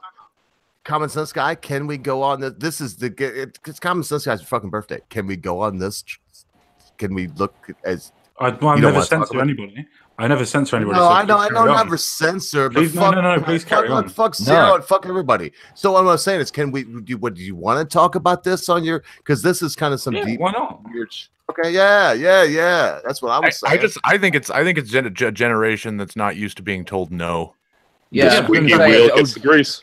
Everything Zero was saying, it was very entire generation that's never heard no, or you're not good enough, or your view is not necessarily the right one out there. And I think it stems from that failed parenting strategy that we had in the 90s, early 2000s of every kid gets a medal. There's kids out there, like, because I work in a field that involves hiring people, and I see it a lot of the time they absolutely cannot handle rejection. They've none of the emotional armor necessary to cope with it that most people have. Yeah, quite agree. It's that whole. Then how do we explain the baby boomers acting like bigger crybabies than the millennials? I mean, honestly, what evidence you got for that though? Privilege, mate. Privilege. No, what evidence do I have for that? The fact that there are video recordings of Antifa rallies that that you can tell they're baby boomers. They're in their late 50s, early 60s, and they're actually telling some people to knock it off. And then there's ones that they actually are telling them that they're siding with them. Plus the fact that I've seen it in my hometown. I'm like, you've already contradicted yourself. You've already contradicted yourself. You said you've got some that are telling people to stop it, and then you've got some that are trying to encourage it. I think there's a minority in the baby boomer generation. I think. Wait, stop! Everybody, fucking stop! I mean it. Now there was just a question asked by my co-host that was directed towards somebody. I know there's a shitload of people here. It will be fun, and we'll have fun. So please, Common Sense Guy, if you need to reiterate, and Zero, if you need to hear it, if not, just carry on. And everyone, please be respectful. I'm sure Zero heard what I said. Can you repeat the question? I kind of lost it. Well, you said that your evidence, so to speak, is that you've seen people from the baby boomers say that they're going to try and stop it, and you've seen them trying to make it happen, so to speak, supporting it. Right. Isn't that not all fallacy? Lumping everybody in together just because you have a preconception. I can cop to that. That's fair. It's just one of the things that it's kind of like, it's like pick a lane, Grandpa. It's either and again, it's the same attitude that the baby. And you got to understand, my parents are from the silent generation, so they're from the generation before that, and they just basically say, this is why we tell you to pick a lane here. And I'm like, why? He says, because if you say one thing and then you do another, and they will just basically go on and say, oh, everybody thinks that the hippies were, anti-Vietnam, when it was actually a very small percentage. But it's kind of like, if my generation, we're told to lead by example to the younger generation, why are the older generations on a certain level, maybe a certain percentage, whether it be large or small, I can cop to that. Why are they acting like nothing has ever changed since the 1960s? That's my only question. Because people are entitled to their opinion. Because everybody will have a different perception of what's going on in their lives. It's the same thing as if you had people grow up in a Rust Belt, they're not going to like the idea of socialism and things like that. If they grow up in the cities, they're more entitled and more inclined to be at that sort of ilk. It's just the way that you're brought up. It's different. It's different folk. It's different people for different folk. Right. And my point was, it has to be the way that we're raised. Wait a second. It's almost like the squeaky wheel gets the grease. Wow, I don't know. I couldn't tell you. But anyway, that was the thing about 2017 that was the best and worst to me. It's just, it seems to be opposite sides of the same coin, and I kind of think we would have grown up by now. And if I may, just very quickly, so memes of destruction. Could you elaborate a little bit? Because I think that I vehemently agree with what you just said. You mean what I'm kind of hearing is you have a bunch of folks complaining about things, and other folks who are not complaining at least as much. So it just seems maybe within the realm of possibility, if you complain enough, things will happen. But then you have a bunch of other folks who are kind of, I think Ogre may agree with this, we consider old school, who basically we were told, just grit it, go through it, deal with it. And is it really a surprise a lot of these folks are being catered to? Fucking A. And if I may, on the back of that, if you look at where that comes from an upbringing point of view where you were told repeatedly, no, that's not acceptable, no, that's not good enough. You endure some degree of failure and humiliation that builds a degree of emotional acceptance of things not going your way. You have the ability to cope with something that doesn't go your way. And I'm sure there are people in my generation that are the same, but I think you hit the nail on the head there. It's a much smaller percentage. I mean, how many Antifa have you seen that are over 35? Really? Not many? If things don't go my way, that's oppression. But today you can just read about it. Yeah, and as we get deep in this, I don't want to forget about Prankster Locke. I know that you're keeping up with this young man, and I can't keep doing that, young man. You're a part of this. You're in the bar now, son. Fucking bunch of people drinking. You just saw a fight. Somebody got stabbed. Just the way it is. So do you dig what we're saying? I mean, is that how it is in school right now? Are you feeling what are you picking up what we're putting down, young man? To an extent, there is, but then the media also has to make it very dramatic, as it usually does. But to an extent, there is. If that answers, I don't know if that No, it does actually. To be fair, it kind of makes the point. As we've all just been saying, it's a generational thing on how we've been growing up. And as you just quite rightly said, you've got a media now that's becoming more openly, and I use that word as my pejorative, openly more left-wing and more to the point of Democrats and supporting them all the time in America. So more people are culturally growing up believing everything that the news says, because the news is supposed to be impartial. But unfortunately, it's not. Whether you go to Fox News for your right-wing narrative or if you go to CNN, ABC, or all the rest of them. It's just the point that it is a culture thing. It's not necessarily a generational thing, but it's definitely a culture thing. Interestingly, Common Sense, did you see the polls on media trust that came out last year? I did not. Please enlighten me. Short version, it ranked all the different aspects of life in terms of how much the public trusted. And it was a UK poll. It wasn't an American one. I can't remember. There wasn't another American one. I can't remember what that one said. But in the UK, it was the media is now trusted less than politicians, estate agents, and lawyers. Only about 1 in 3 people now trust the media. Yeah, I really wouldn't actually go against that. I would have said that that's probably around about true. I think there was a poll a couple of years ago, or last year actually, where out of all of them, everybody said that the most biased media production that they thought was Channel 4 News and then BBC. We need some unbiased media, because that's the main problem, is how biased they are. I wish they could the people writing the articles and stuff, they could just put away their beliefs for a little bit just to gives the facts and the information, because I think practically every media out there to an extent is biased some way more than others. Go on, because I know y'all got a lot to say. So no. Keep carry. I was only raising my hand because I wanted to prod you a little bit. Please finish your statement, sir. That was practically it. So. Okay, so he's right that there's 2 levels of bias, and one is editorial bias and one is individual journalistic bias. So even if you have neutral journalists, Tim Pool articulated this really well on one of his videos in 2015. He said, the reason I went independent is because even if I didn't have a view on something, and even if I presented it completely neutrally, editorially, I would be forced to skew my coverage. Yeah. So that's I think where you have all these YouTubers. I mean, look at Philip DeFranco. He doesn't add anything to the stories he does. All he tries to do is report on what is in the news neutrally, and he's got 2 million subscribers. There's an appetite out there for that kind of thing. It usually doesn't like yours get clicks and interest because people want to hear something talked about and debated a bit, rather than just, hey, here's a bunch of really slanted opinions that are only on one side, and this is the truth, which is what you get from the majority of mainstream outlets now. Yeah, I'm doing it wrong. Because I have to say, even from our little YouTube channels and things like that, or I say little, our YouTube channels, our media platform ourselves, we're all individually biased on what stories we picked, how we're going to talk about them.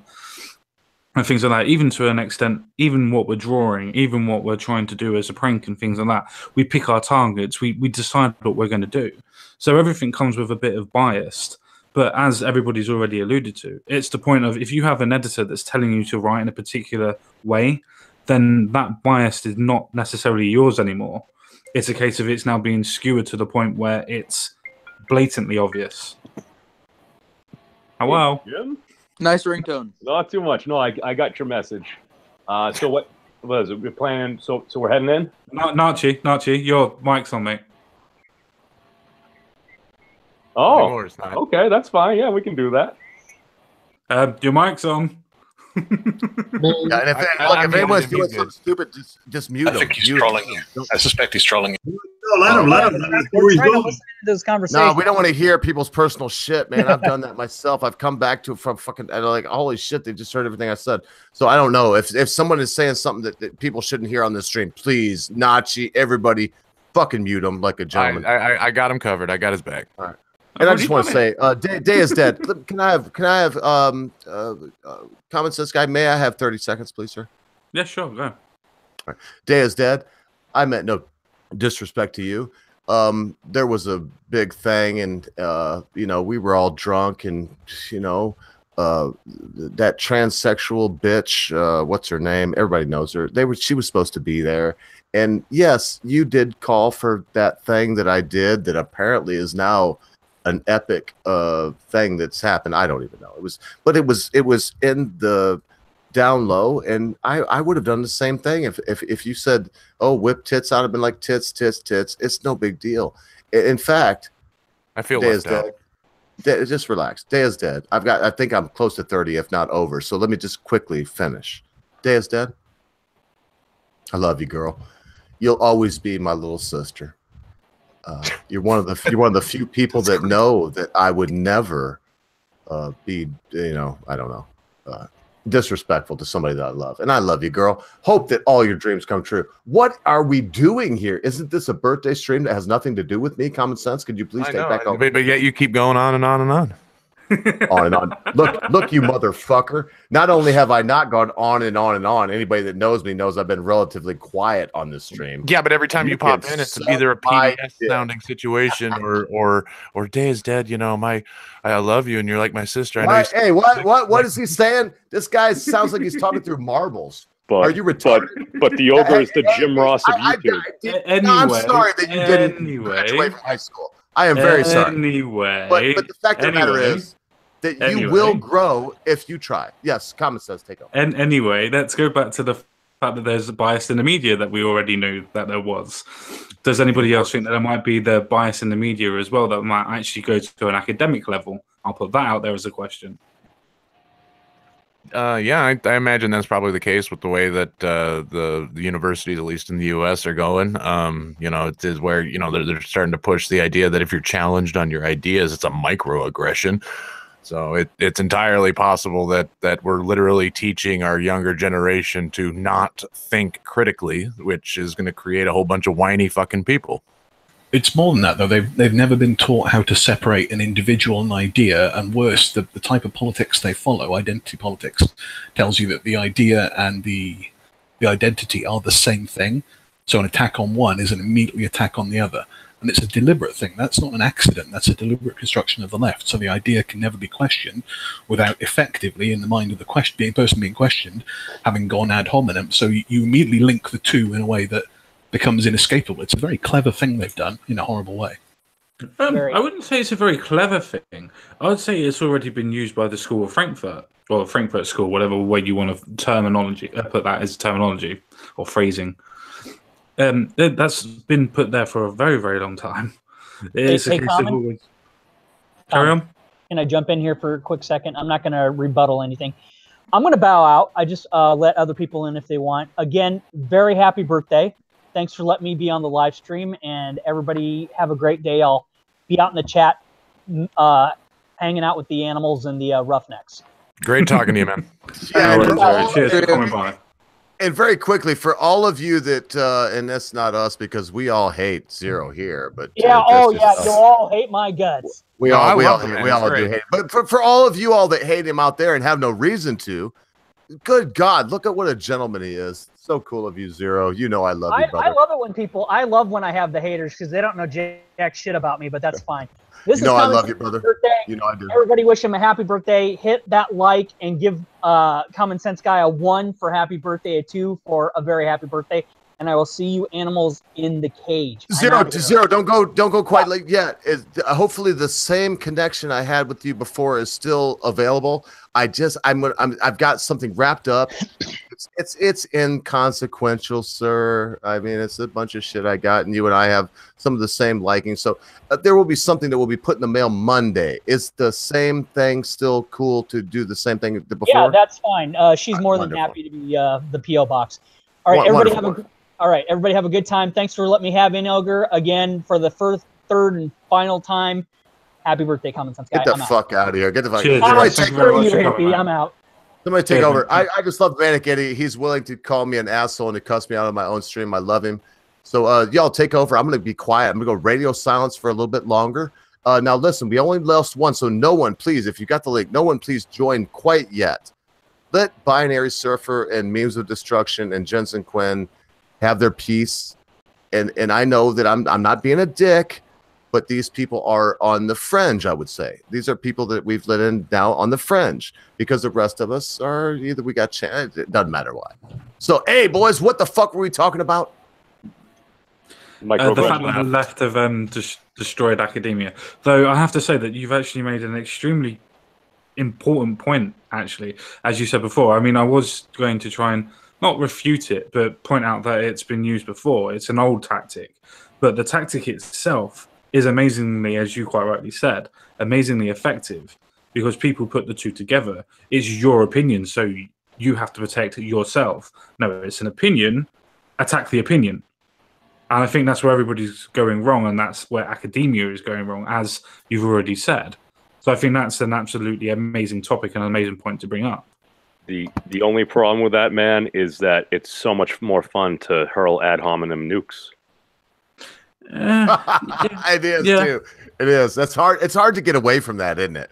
It's hard for me because you were on a stream with the other day, man, and this shit was going down. I tell you what, the most difficult thing to do in life is what I witnessed Styx Hexenhammer do last night, and I gained an extreme amount of respect for that fucking weirdo D&D looking geek nerd that I never would have talked to. It's so hard for me to but I accept it. He is not only my peer, he may be my better. And what he did the other night taught me a lot. Maybe. No, I'm not saying he is. I would never admit that, but he did. I will say this, Manic Idiot. He taught me a lot. He taught me a lot the other night. It was wonderful to watch a genius, a master manipulator. All these other people. Spencer's there. He thinks he's so fucking smart, right? And then you got Styx Hexenhammer. And God knows, I just said I'm not a fucking pundit for Styx Hexenhammer. I'm just beginning to like him and all the quiet. And then I watched his reply today and how he said, "Oh no, I was frustrated." But of course he was. I just want to say this. I just want to say, hey, Richard, you're not as smart as you think you are. No. As a matter of fact, at least could we please, if we don't agree with me, tell me. But not the smartest person, but the most articulate, the most. We were talking about Spencer. We were talking about Richard Spencer is not articulate. He just knows how to say nothing really, really fancily. No, I'm talking about Styx Hexenhammer. He's very, very articulate. He's very articulate. I'm sorry. Can I make an observation here? Because I just have to point something out. I remember, I'm not sure, it was about a month or so ago. I remember Styx came up in one chat. And I believe Ogre's perception of him may have been a little bit different back then, but I've seen it. A lot different. I hated the motherfucker. I've seen an evolution. I never liked him. I never liked him. I always said I didn't like him. But to be perfectly why honest, didn't you like him?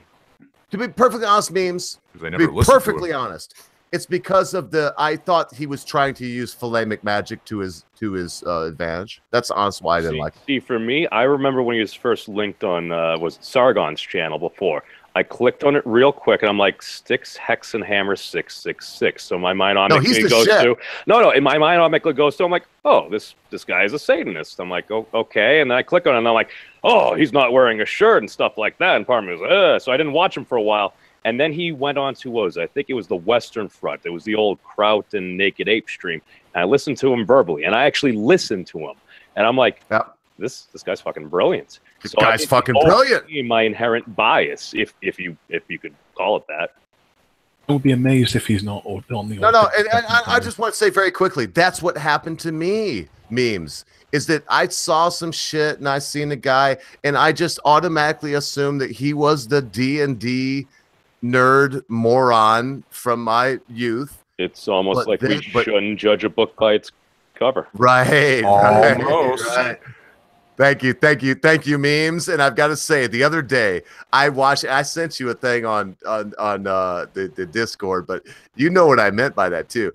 Look, no one needs suck anybody's cock, but we all must stand up for the truth. And as much as at the very beginning, I may not have thought I liked Styx Hexenhammer. Holy fuck, master of manipulation, a master of he's a wordsmith. I'm saying these things for him, and I don't like him now. I may grow to like him, but I just wish that it could have been him and Richard Spencer and someone with a time watch, with, oh God. Like I said, a structure would have helped that stream a lot. Can I jump in there a second? So, in my view, and I've seen this done a couple of times, Paxman chaired some university. Everyone knows who Jeremy Paxman is, right? Yeah. So Paxman chaired some university debates back when I was a student years ago, and he had a rule in them. The minute you go ad hominem, you lose your next minute of speaking time. So if you attack the man, you say, oh, well, you look stupid, or your argument doesn't make any sense, or if you go for the individual, not the argument being forward, you lose a minute of your speaking time, and you're immediately cut off. Imagine that in that debate and how different it would be.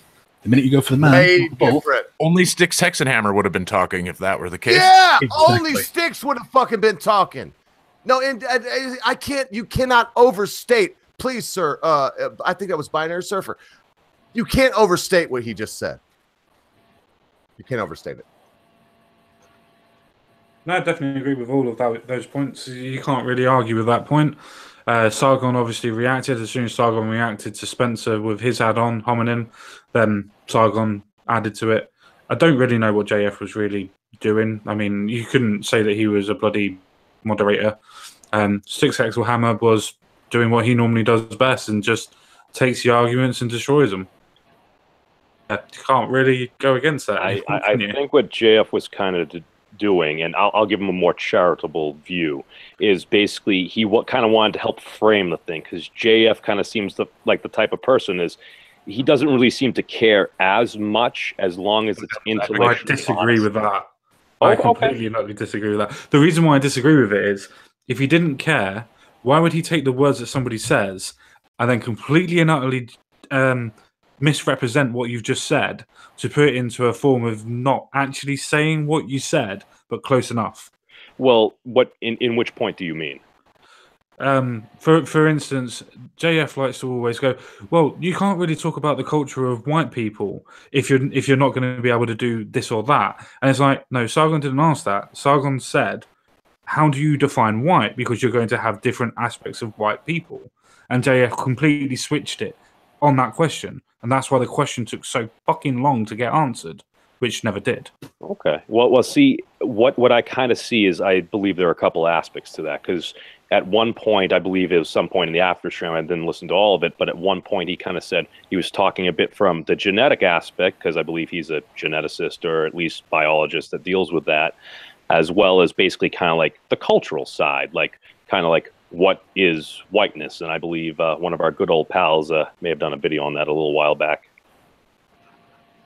Indeed, he did, yeah. White culture and everything else like that. He didn't explain what whiteness was, which was the whole point of what the question that Sargon answered. Oh, he wasn't saying what white culture was. He was saying, well, if I'm white and I'm Jewish, does that mean I can still come into your ethno state? If I'm white and I have a little bit of black in me, does that make me white enough to come into your ethno state? That was the point that Sargon was trying to make, and he made it 3 times. Spencer then said, well, I don't know what you're saying. JF then changed the wording and didn't actually implement what Sargon said.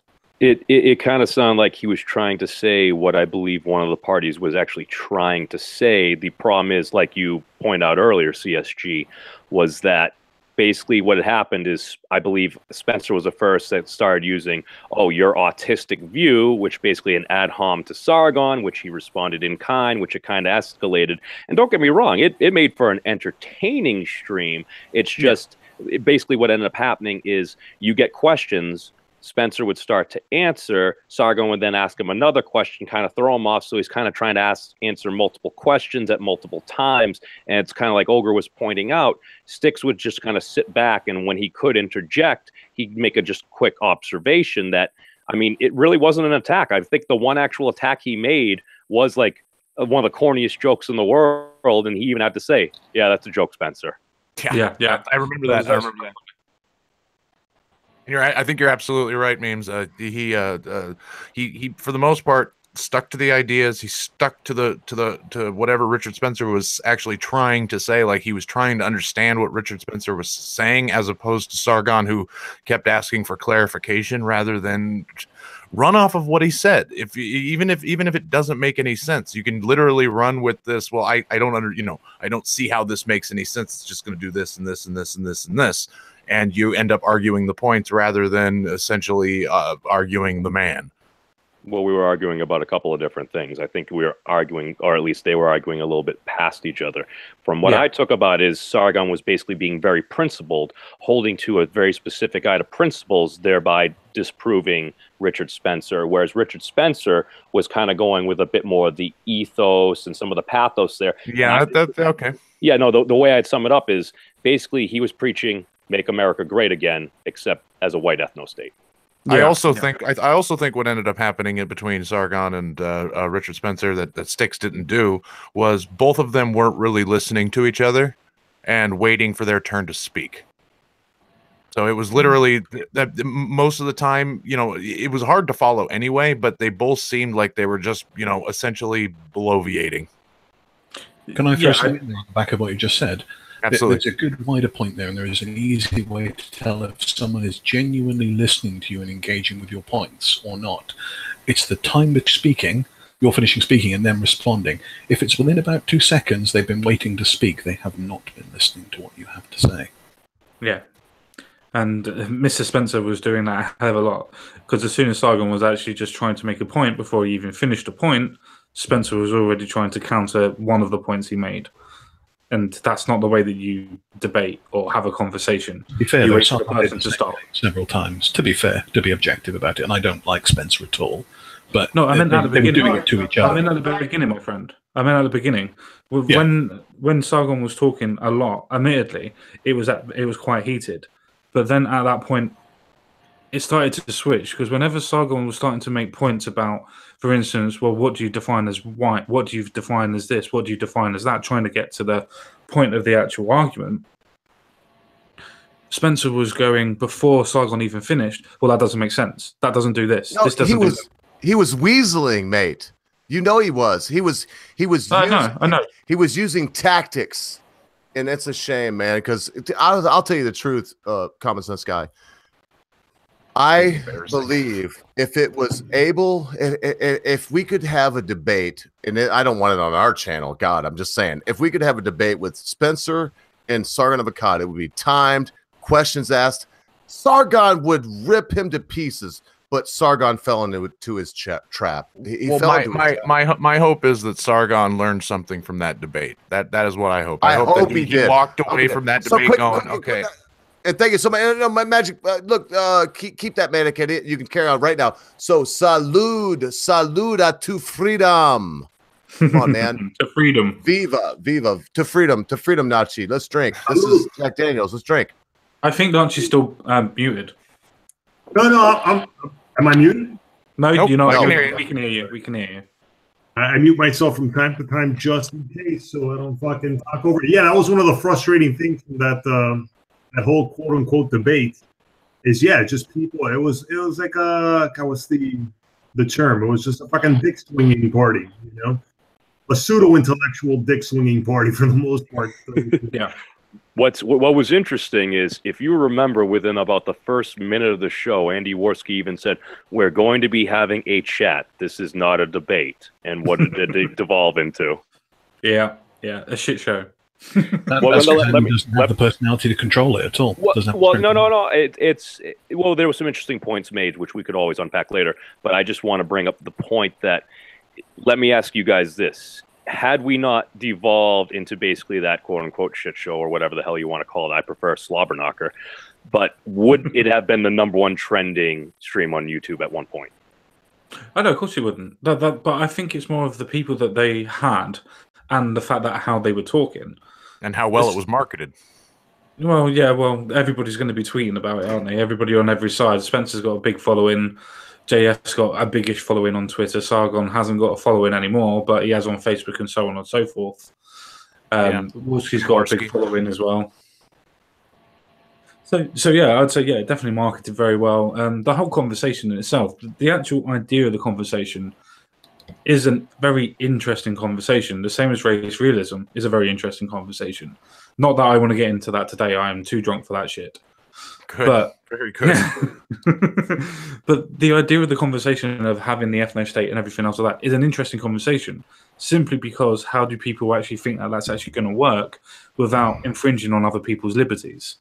I want to also very quickly. We're going to have a white. I'm sorry, so I don't fuck it up. Common sense guy. Who's going to be on Monday? A white supremacist. I can't remember. Yeah, his name. white supremacist will be on Monday. I think they prefer the term ethno-nationalist. Oh God, no! I actually think this guy is a white supremacist. Fucking pronouns now. That's funny. Straight up. It is fucked up. But I'll just say this: Magic Bollocks and I will be there, but we'll see. We'll see. Magic Bollocks and I are basically going to be keeping time, and then we're going to go for 40 minutes. That's it. The guy's going to be on for 40 minutes, and it's going to be questions for for Common Sense Guy, and for this white supremacist. We have a black supremacist coming up, and I'll let whatever. I'm not trying to just promote the channel. What I'm saying is this: these ideas fucking suck. Let me be fucking me. I will shoot you in the motherfucking face if you come to my house. You come to my house with ill intent in your mind, I will kill you. Where are we going with this? Bag my wife. I'll murder you. Other than that, we're going this way. Other than that, holy shit, let's live and let live. We don't need all of this stuff, and it can be refuted. So I don't know all that where it was going. I just heard so much shit. I hadn't said nothing in a minute. I was A serial killer hiding a cereal What box on top of your stereo. What if I could trick one of my enemies to go into your house, so then you'd kill him? Would that work? Just like no. I mean, it was ill. No. I mean, come here with ill intent. Look, just carry on, Locke. You son of a bitch. Just prod me if you want, but no, that's not what I meant. The correct pronunciation is Loki. To be fair, Oak is absolutely completely right. We've got a white supremacist coming on Monday. We've got a black supremacist probably coming on towards the end of January, maybe the beginning of February. I'm still trying to work everything out on that one. How did you not get them on the same show at the same time? That seems like that, come on. Because I don't want them to end up figuring out that if they work together, they would actually get what they both want. Fucking brilliant. You're smarter than me. I'll let you continue. Yeah, that's what I was saying. The other day, I got fucking Common Sense Guy like, well, I feel like I'm taking over the channel, and fuck. I just second what you just said. No, he's smarter than me, so let him line the fucking people up. And yeah. Apparently, I didn't even get it. Well, how does that work? I'm a little slow. Well, a white nationalist wants to have an ethno state for white people, meaning that they want all blacks and everything else to leave. A black nationalist wants exactly the same thing, but obviously for black people. So if they work together and go separate ways at the end, they both get what they want. Okay. That's the way that works. And yes, Susie Monkey, it is the black guy on the video that I did. Yeah, black supremacist. So look, let's have some fun here. Oh, I just saw Jensen Quinn. He never says shit. Speak up, boy. Oh my God, you've actually got that crazy, dude. I am impressed. I'm impressed. Oh, fucking Common Sense Guy's the man. I honestly believe at this point that he can goad anyone to being on our channel that he wants. He's just picking people. And if I may, Common Sense, we don't just have a black supremacist and a white supremacist coming on. We have a young lady from the UK that was, and look, if anyone, look, we're going to be very serious about this. And so please be gentle with this one and don't make light of it because it's real. We have a young lady that was gang raped by Muslims. I don't think she was gang raped. I don't think she was gang raped. I think she was raped, but we'll leave that for her to tell on the story. But yeah. Okay. Oh, so sorry, sir. So what, if I may, Common Sense, thank you for correcting me. We have a lady that was raped in a strange way, and they don't want to talk about how it was, and she will tell us her story, and no one on Common Sense Guy's channel will stop her from telling her story. I will guarantee y'all that. So tune in for all that stuff. It's just, and this is not a plug, but I gotta say this now, Common Sense Guy, Magic Bollocks, are you a fucking alive, or is everybody just walking on you and my other co-host can't even get a fucking word in? He probably went to sleep. He's dead. I am He's still dead. here. I'm just listening. I got to go in a minute anyway. Sorry, Mr. Ogre. I've got to get up early tomorrow. No worries. What I would like you to do is, because I figured that, I knew that you have to go back to work. So everybody's like, oh, it's Friday. No, he's got a fucking life. So can I, and I'm not even going to ask. So Common Sense Guy, I know it's your birthday, but if we may, could we please leave the next couple minutes for Magic Bollocks? Anything you'd like to say, sir? Not necessarily a wrap up. We won't do that tonight. But anything we talked about tonight, if there's anything you want to prod us on, anything that you might want to fall asleep listening to us talk about, I'd love to turn the Magic Bollocks. It is my brother's birthday. Thank you for the promotional video you did, sir. Well, that's fine. I've got a small suggestion. I mean, first off, I haven't had a chance to say it so far. Happy birthday, Common Sense. Thank you very much. I'm sure you're, getting sick of hearing that by now. But I think what would be a wonderful idea, and I think that might actually bring in a lot of super chats this evening, why doesn't Mr. Ogre trim his beard live for everybody tonight? I reckon if we get, say, $100 worth of donations, he will start trimming parts of his beard. If we get to $250, he will shave one side off completely. If we get $500, you'll look like a cancer patient. $500, he'll shave it all, and $1,000, he'll shave his ass with a broken bottle. No broken bottle, but no broken bottle. But I've been growing this beard for a year, and I'll tell you, he just wonderful Bollocks. That's why you're here. If someone donates $500 to Common Sense tonight, and I see it, $500, I'll shave my beard off on camera. But it will take 500 quid. That will take 500 quid because it's fucking cold. It was 12 degrees below zero. I'm sorry, 15 degrees below zero when I woke up today. And when I got done cutting wood to keep my wife warm and to make our lives full of joy, light, and life, my whole beard was full of ice.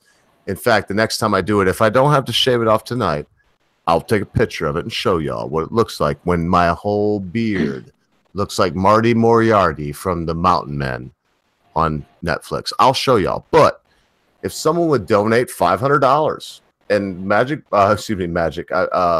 Common Sense Guy will tell me, if someone donates $500, that's what it will take too. God's honest truth. But if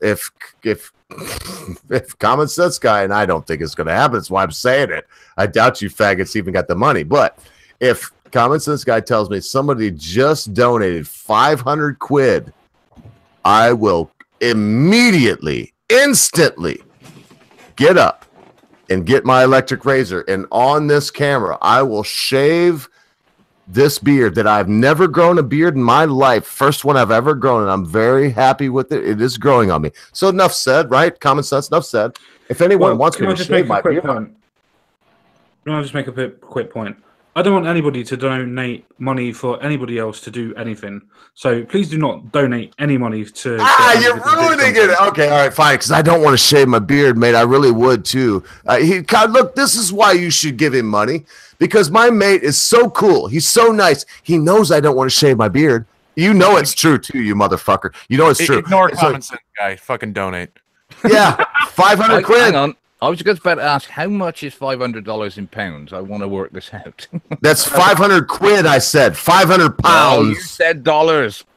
Okay, so 500 quid, and that would be around $650. So let me just put it this way. If you're English, it's 500 quid. If you're not and you are American, it's $500. But if you're English and you're smart, you would convert the money and get $500 and you'd save some cash. But anyone, if you God knows I love you, Common Sense. I can't believe it's come to this on this stream. We've got to get back to something fun. I'm going to kick it to Nachi because he saved the fucking stream 3 times now. I will save my... I'll cut it off. 500 quid. That's the deal, though. That is the deal. If you want... It took me a year. I've grown this fucking beard for a year. It's grown on me. I will... anyone that donates 500 quid to my brother... He'll tell me right away, and I'll shave it off. So let's get back onto the real deal. That is something that's true, but let's get back onto this. We're not going to make this a money-raising scheme. It's not. Common Sense Guy's made a little money today. But when I say he's made a little money, what I mean to tell you is that he is grossly underpaid for the amount of time and energy he puts into my stream alone. So I can't say it enough, Common Sense. As we get back into yes, I'm drunk, butter. Yes, I'm drunk. Yes. So in vino veritas. Common Sense Guy. My best I could never pay you back. 2017. My best and worst. 280 characters. Hashtag Black Lives Matter. Wait. I'm sorry, and we'll go to Lockie next. Practice Lock. But what'd you say there? I missed it, Manic. I said my best and worst of 2017 is 280 characters. Yep. Yeah, that's good. I can't. All right, so I'm going to go back to radio silence for a minute. I've already said everything I have to say. Common Sense Guy, at the end of the day, when it's all wrapped up, the 20 that I gave you today, we will figure it out. I'll keep prodding you until you finally take over this bloody thing they call Super Chat. Maybe you never will. Knowing you, you never will. But the 20, yeah, I know. It's fucking killing me, dude. I spent all day yesterday, and it's so inside we can't even go there. But the 20 I sent you, if it doesn't go through tomorrow, which it won't, I will add to what I do tonight. And I just want to say this. I believe that there is a desperate need for what we do, folks. Can you imagine this in 1990? No. Not even slightly. There's just no way it would happen. You'd be still on dial-up before you could even talk to anybody. It's just as simple as that, isn't it? You'd still be dialing up to the internet before you could actually talk to anybody. Yeah, so I said it twice before too, and we're not going down this road. Come on, Nachi Free, save the fucking stream, brother. What do you want me to save it with? Let me think. Yeah, no, I'll tell you what. We'll bullshit a minute. Going back a little bit with Mike Tyson, bringing it back to him. You know, I could have gotten actually into a fight with him when I used to work as a bouncer. I actually came face to face with the guy. God, I would have liked to see that. No, I shat my pants. I mean, not literally. Well, I would like to see that too. That would add a few. I remember back when Mike Tyson fought Evander Holyfield. We went over to my dad's friend's house and we watched that fight. My dad had a $10 bet riding on Mike Tyson. He ended up losing, and my dad, being the fine Jew that he is, said, "God damn it! I wish they fed him before the fight." Yeah, I remember watching the ear debacle, and I was like, what? I remember him spitting out the mouthpiece before, and I was like, wow, that's kind of weird. Why did he do that? And then... Ah, shit, that was somebody's ear. But yeah, I actually, when I was working... Somebody's ear. I was working security one night, and I had to make sure everybody would exit towards the right. It was a right door exit. And I even set up ropes to make sure to just guide people. It was already like 4 a.m. People were drunk to make it easy. Lo and behold, he comes staggering down the steps, and I had already known he was there because earlier that night, thank God I didn't have to pat him down. But I remember, dude, it was a crowd. You know, the whole crowd was buzzing. You know, people were just fucking talking, and all of a sudden, everyone went quiet. I'm like, what the fuck's going on? And when I just look right in front of me, I see this tribal face tattoo. And I'm like, oh shit. And I'm 6 foot 4. Get out of my way. 4, dude. And that guy we were almost eye level. And I was like, oh wow. Mike Tyson. Everybody was amazing. That's the interesting thing is to see like the mass fear in the crowd of people. Everybody just went quiet. And then his little entourage, they paid for him to go in and all that. But like I was saying, towards the end of the night, we had to make sure everybody was exiting out one way. He comes staggering down the steps. He's drunk off his ass. He walks by. He knocks over the ropes that I had set up. And it was me and one other bouncer. And I didn't even know what to say because I was kind of like, you know, at that time, I don't. Come on, Nazi, you're not shitting us. This really happened. You're not shitting us. Yeah, this happened. So anyway, he's a fantastic liar. He's a fantastic storyteller. A bit of imagination. Yeah, I know I'm going back and forth, so sorry about that. He knocks over the ropes, and I'm like, I'm about to just tell him, hey, look, I don't want you to trip over the next step. And dude, he just busts open the doors to the exit that nobody should go out from. And I'm like, I don't even know what to say to him. And I'm looking at the other bouncer. There was another bouncer that was there with me. Dude, that guy was staring off like nothing was going on. Like he didn't want to deal with this shit either, dude. So, to be fair, was he starting anything? Tyson has left the building. Pretty much. He steps out, and there's 3 cops out on the sidewalk, and they say nothing either because he starts dancing. And like it would have just been like disorderly conduct had it been anybody else, because he was clearly drunk. I swear to God, if I remember correctly, it was like, hey, everybody, it's Mike Tyson. And he's just dancing to himself. Wait, he was dancing? Yeah, he was just dancing like a little jig. That is fucking amazing. And nobody, dude. Like, at least at that point, I was like, well, there's 3 cops there. Had that been anybody else, they would have probably at least told them, hey, you're being drunk and disorderly. No, not him, dude. He just fucking... Everybody just separated themselves.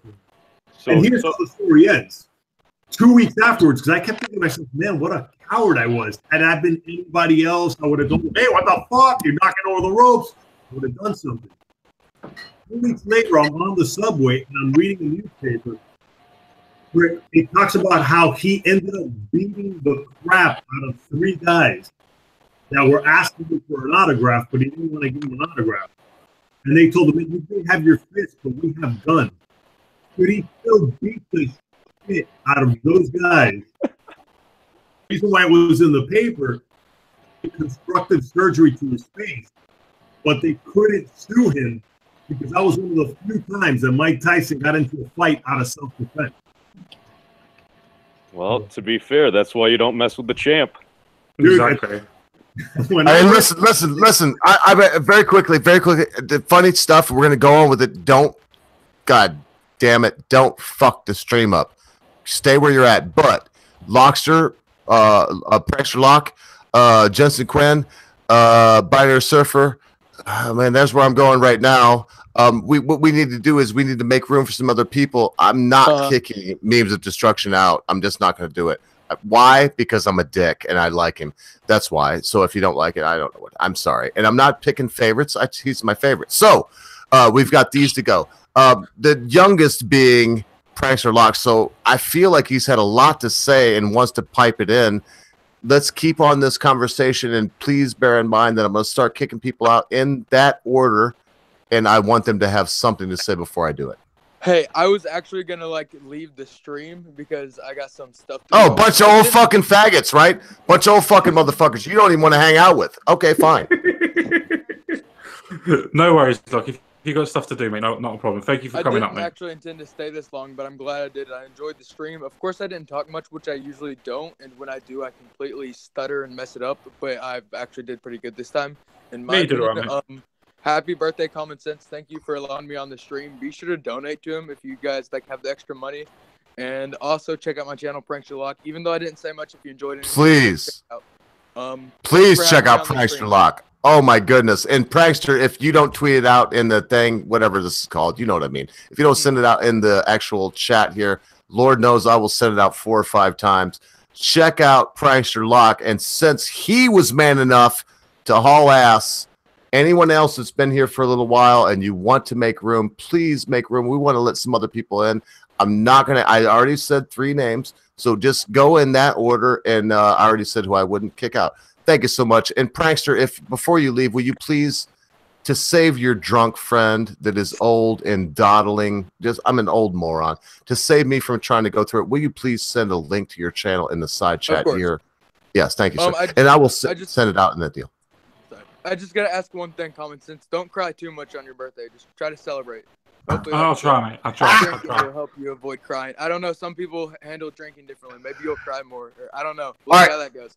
And that's so fun. But we're going to try to keep this going. Look, we just got JJ Soda Rock just dipped it in, and we'll talk about it in a second. Oh, last word, Prankster Lock. Make it good. Pizza. All right, fucking A. So look, listen, we're going to keep this rolling. It goes in this order right now. Binary Surfer, Jensen. I hate to, because he does my thing, but that's the way it goes. So Binary Surfer, Jensen, that order. Last words. We will give you respect. We want to hear from you, but we also want to make room. We're gonna got some other people coming in. They're no different than you folks. They're just people that are in the chat that we know, and we want to let them come in. So let's make room. I will not kick out memes, Nachi, Magic Bollocks, or Common Sense. It's just not going to happen. I got to go anyway, Mr. Ogre, I'm afraid. So well, fuck you then. Get the fuck out of here. Get the fuck out of here. What the fuck did I just say? I don't give a fuck. What the fucking house burnt down? Get the fuck out of here. No, here's to you, Magic Bollocks. God save you. I tell you what, man, you're a hell of a guy, man. You're a fucking hell of a guy. You got your shit together. Please, before you go, would you take a minute and just say your last word, if you may? It could be very, very short. I hope it is. But just say whatever it is that you want to say. And here's to you, Annual Coeptus Bollocks. Thank you for being part of the team. You're irreplaceable, sir. Right. All I want to say is, obviously, enjoy yourself, Common Sense, for the rest of the stream. Mr. Ogre, I hope that you can keep your composure for however long it shall last. I suspect not. And those in the chat, you better get dipping into that wallet, because if I see that beard on Mr. Ogre tomorrow, you lot are in some serious shit for me. And also to all my fellow panelists who I haven't been on with before, very, very honored to meet you all. You're all fantastic people, and I hope to see you all again sometime. So, all the best, everyone. Cheers, Bollocks. Yeah, cheers. What's up, brother? I got to be dipping out too, so I'm going to make space. And all I have to say is happy birthday, Common Sense guy. Thanks for having me on. Sorry if I was before, because I sometimes when I talk, I feel like my microphone sucks, so I end up. Holy fuck, it's screwing up so bad right now, Nachi. I'm not even trying to be a dick. I just can only hear like 1 out of every 3 words. I know you. I'm trying to fill in the blank. So if you got to go, if it's not for your mic for whatever reason, fuck off. And I love you, Notch. Don't listen. If you think that I forgot about you, I have not. And yes, I've got a picture arranged. And don't be a fucking faggot. I don't care. You do the same thing you did with my face.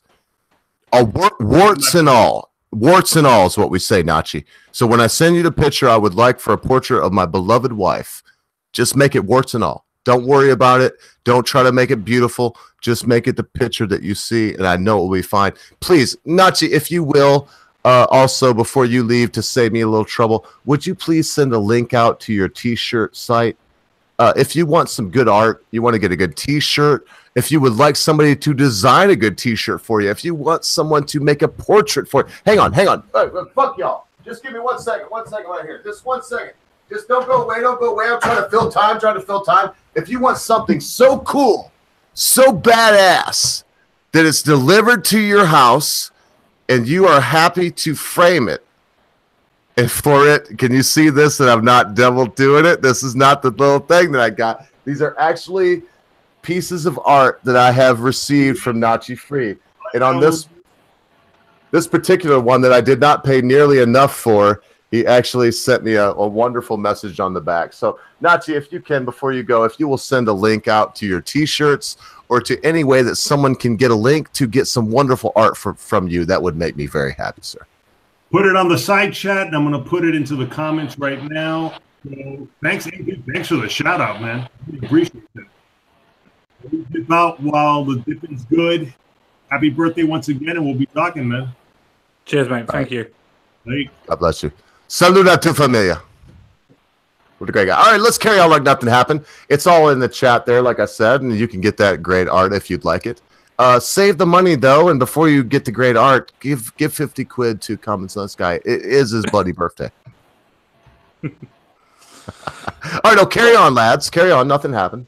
Well, I see that we have Mad Dodge in the chat. So, how are you doing, brother? Oh, is my mic working okay? Yeah, it's all good, mate. All good. All right. I just wanted to say happy birthday, man. There's a bunch of people here, so I wanted to get that out at least. And my one biggest problem with Spencer is he's a total collectivist, and he completely disregards the right of the individual 100%. If he somehow was to take power and had his wet dream, I'm scared of that world. I don't want him fucking controlling everything. He might as well be Mao. Did you hear that debate? Oh my God. No, I think you make an extremely important point there, actually. He's trying to do an ethno-state where he's supposed to say that he's a libertarian and as such, but yet he wants everything to be controlled by the state. It's like, you're not a very good libertarian then, are you? But yeah, not to take it back to that. I don't want to take it back to politics. I just want to say happy birthday and get that out there. Because, yeah, fuck Spencer, man. You want to get into politics, you know. I'm not sure we said enough about that. But as you said, it is definitely Common Sense Guy's stream. And I hope everybody sees I put the picture up on my fuck you sign. And I just got to say that Common Sense Guy, I hope I can speak for you for just a second and say that whether or not you donate to Common Sense Guy's birthday, or if you do a super chat, or it doesn't matter to us. And Magic Bollocks is gone now, and we love him, but wait, Ogre, how much does Common Sense's target? It's Common Sense would have to say. I think with what just happened, it lowers it a bit, but What's the total? What's the total? I think we need 300 quid. And some has come in from then, so I don't want to say that because if I 300 quid is what we need. We have reached some more of that goal tonight, but 300 quid is what we need. So $300. If $300. we hit that, you're shaving your beard, or let's be fair. Let's make it like 400. Oh, if we hit that tonight, if we hit 300 quid tonight, forget about the one time. No, if we hit 300 quid tonight, I will on camera. Now, if we hit it before we go offline, I will shave my fucking beard in front of everybody. Wow, shit! He's cutting it down. I leave and it's down $200 from what. No, it's not down at all. I'm just saying if we make that goal tonight, I will for my brother. And I don't want to shave my beard, but if we make that goal, I will shave my beard. I will say this also: if you donate 100 quid and say it's for the dyeing of Ogre's beard, you could request the color. And I would bleach my beard and dye it the color of your choice. That would be for 100 quid. Let's move on now. Everybody knows that shit. So we're not here to just. So what I'm hearing is you start sending out the memes of a bald ogre. I'm sorry, sir. You broke up there on the last. What? So what I'm hearing is we need to start memeing and getting on Twitter to get people to donate. Well, no. Because I think I can speak again for Common Sense Guy. No, we're not. This is just a birthday stream.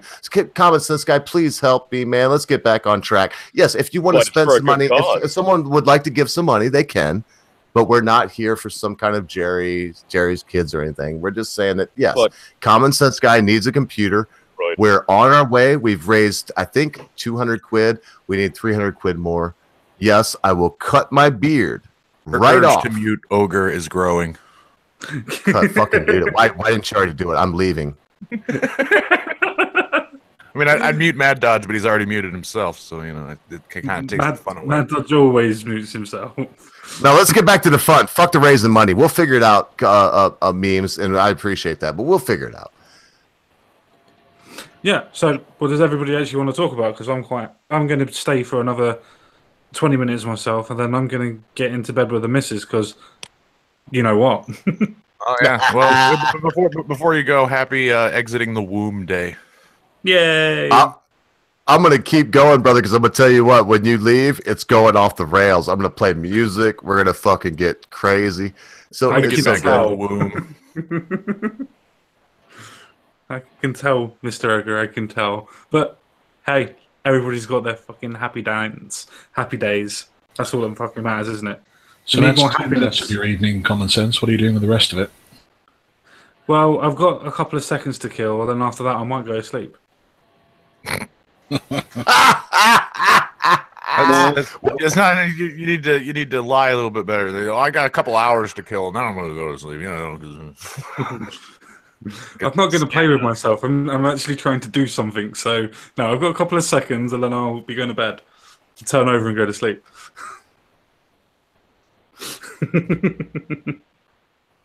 So what did I miss while I was gone outside of the entrance of the internet punching bag known as Mad Dodge? That's funny. I was about ready to. I was typing in the chat. I just popped in to say happy birthday. To be completely honest, I gotta go actually. Also, so happy birthday again. I hope you get that computer, and I hope it works great for everything you need it to work for, man. Oh, rock and roll. Take it easy. Yep. Take it easy, guys. Thanks for thinking about Mad Dodge. Also, I would say that if you didn't notice there before you left, Common Sense Guy, Captain Cole Piles donated another $5 to us, which means I've lost track. He's donated somewhere upwards of £100 to us over the days that have transpired. He's right up there as one of our highest donators. So now we will go off the rails when you leave. Yep. So because we know that Common Sense Guy, it's his birthday, and this is his birthday bash, and we are going to continue on Binary Surfers here. We got Memes of Destruction. We'll go on. We actually have, what am I saying? We got Manic Idiot. We'll go on till the wee morning hours. But what we want to do, Common Sense Guy, is to show you respect. What's your last word? What's the last thing you want to do, say, talk about? Anything, sir. I suppose I'll do a little quick final word. And that's literally what I always say. And it's if you can't have dialogue with people, maybe the problem is you trying to talk to the other people. Because if you try to talk to people and you can't get the dialogue, maybe there's something with you on that side of things. Thank you. I'm not trying to say that people in general can't necessarily have a conversation, but if every person you speak to has a problem and you have a problem with dialogue, maybe have a little bit of self-reflection. Work out what's actually going on. Work out what you're saying. Work out what you're doing. It's just a case that we can't always blame others for our points of not being able to get our points across. Yeah, it's a lot easier to do that than blame yourself, though. It is. It is a lot easier to do that. It is a lot easier to do it. But the only point is that if it keeps on happening, you're not going to get anywhere with the conversations that you want to have. So, in its own right, you're destroying your own fun anyway by not having a conversation. Oh my God, I just got an erection. Finer Print is here. Yeah, I know the Finer Print's here, so I think he wants to say something, but we will remember that this is Common Sense birthday. I noticed that too. I've got a little half wood too. So we do know that this is Common Sense's birthday and that this is his last word, but I do think that since I tweeted it out in a way or whatever, sent it out in a way that Finer Print could be here, he may have something to say before Common Sense Guy leaves. What may that be? Well, first and foremost, happy birthday, Common Sense Guy.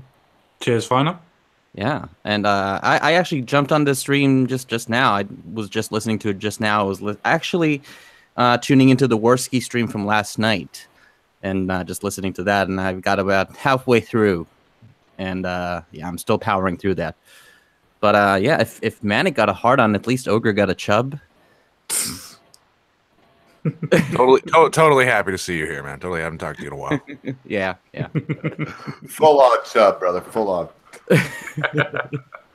Well, while you gays decide what you lot are going to do, I'm going to get off and see the missus. All right, well, I'll tell you what, Common Sense. The good news is this: as you go on to get your bollocks blown and whatever else you do, we did something good tonight, man. We at least got a little bit closer to our goal, and that is getting you that computer so that you can become a counselor one day. And I believe in you, brother. I believe in you. I believe in your ideas, even though I don't agree with most of them, but I believe in them. And it was an absolute pleasure for me to meet you, man. It really was. Before you go, would you throw your channel link into the chat if you wouldn't mind? Yeah, I can do that. That's not a problem. As soon as I find out where the I will. Yeah, I'll take care of that. I'll take care of it. I appreciate that. I appreciate it. You always take care of me, Matt. Common Sense. I'll take care of that. I'll send it not only to him. I'll send it out to the holder. Yeah, I'll get that all sent. I can't believe I didn't send that out so that everyone could see it. But since I didn't, nice job there, Manic Idiot. I will send that out to everyone. And we're not going to keep you. Go get laid, brother. You are the genesis for this party, but you will not be the what am I trying to say? What's the last book of the Bible? The Apocalypse? Revelation. You will I was going to say Revelation, but Apocalypse is good. So Common Sense, come on, man. Give us 30 seconds, man. Tell us what you want the world to be. Tell us the Welshmirts, brother, if you will. I suppose the way that I would want to see the world, as that's what it is, I'd like to see the world, to be fair, pretty much the way it is. The only thing that I would change is obviously the ideas, the ideologies that are out there. The world in itself is not bad. It's just a case that the people in it are.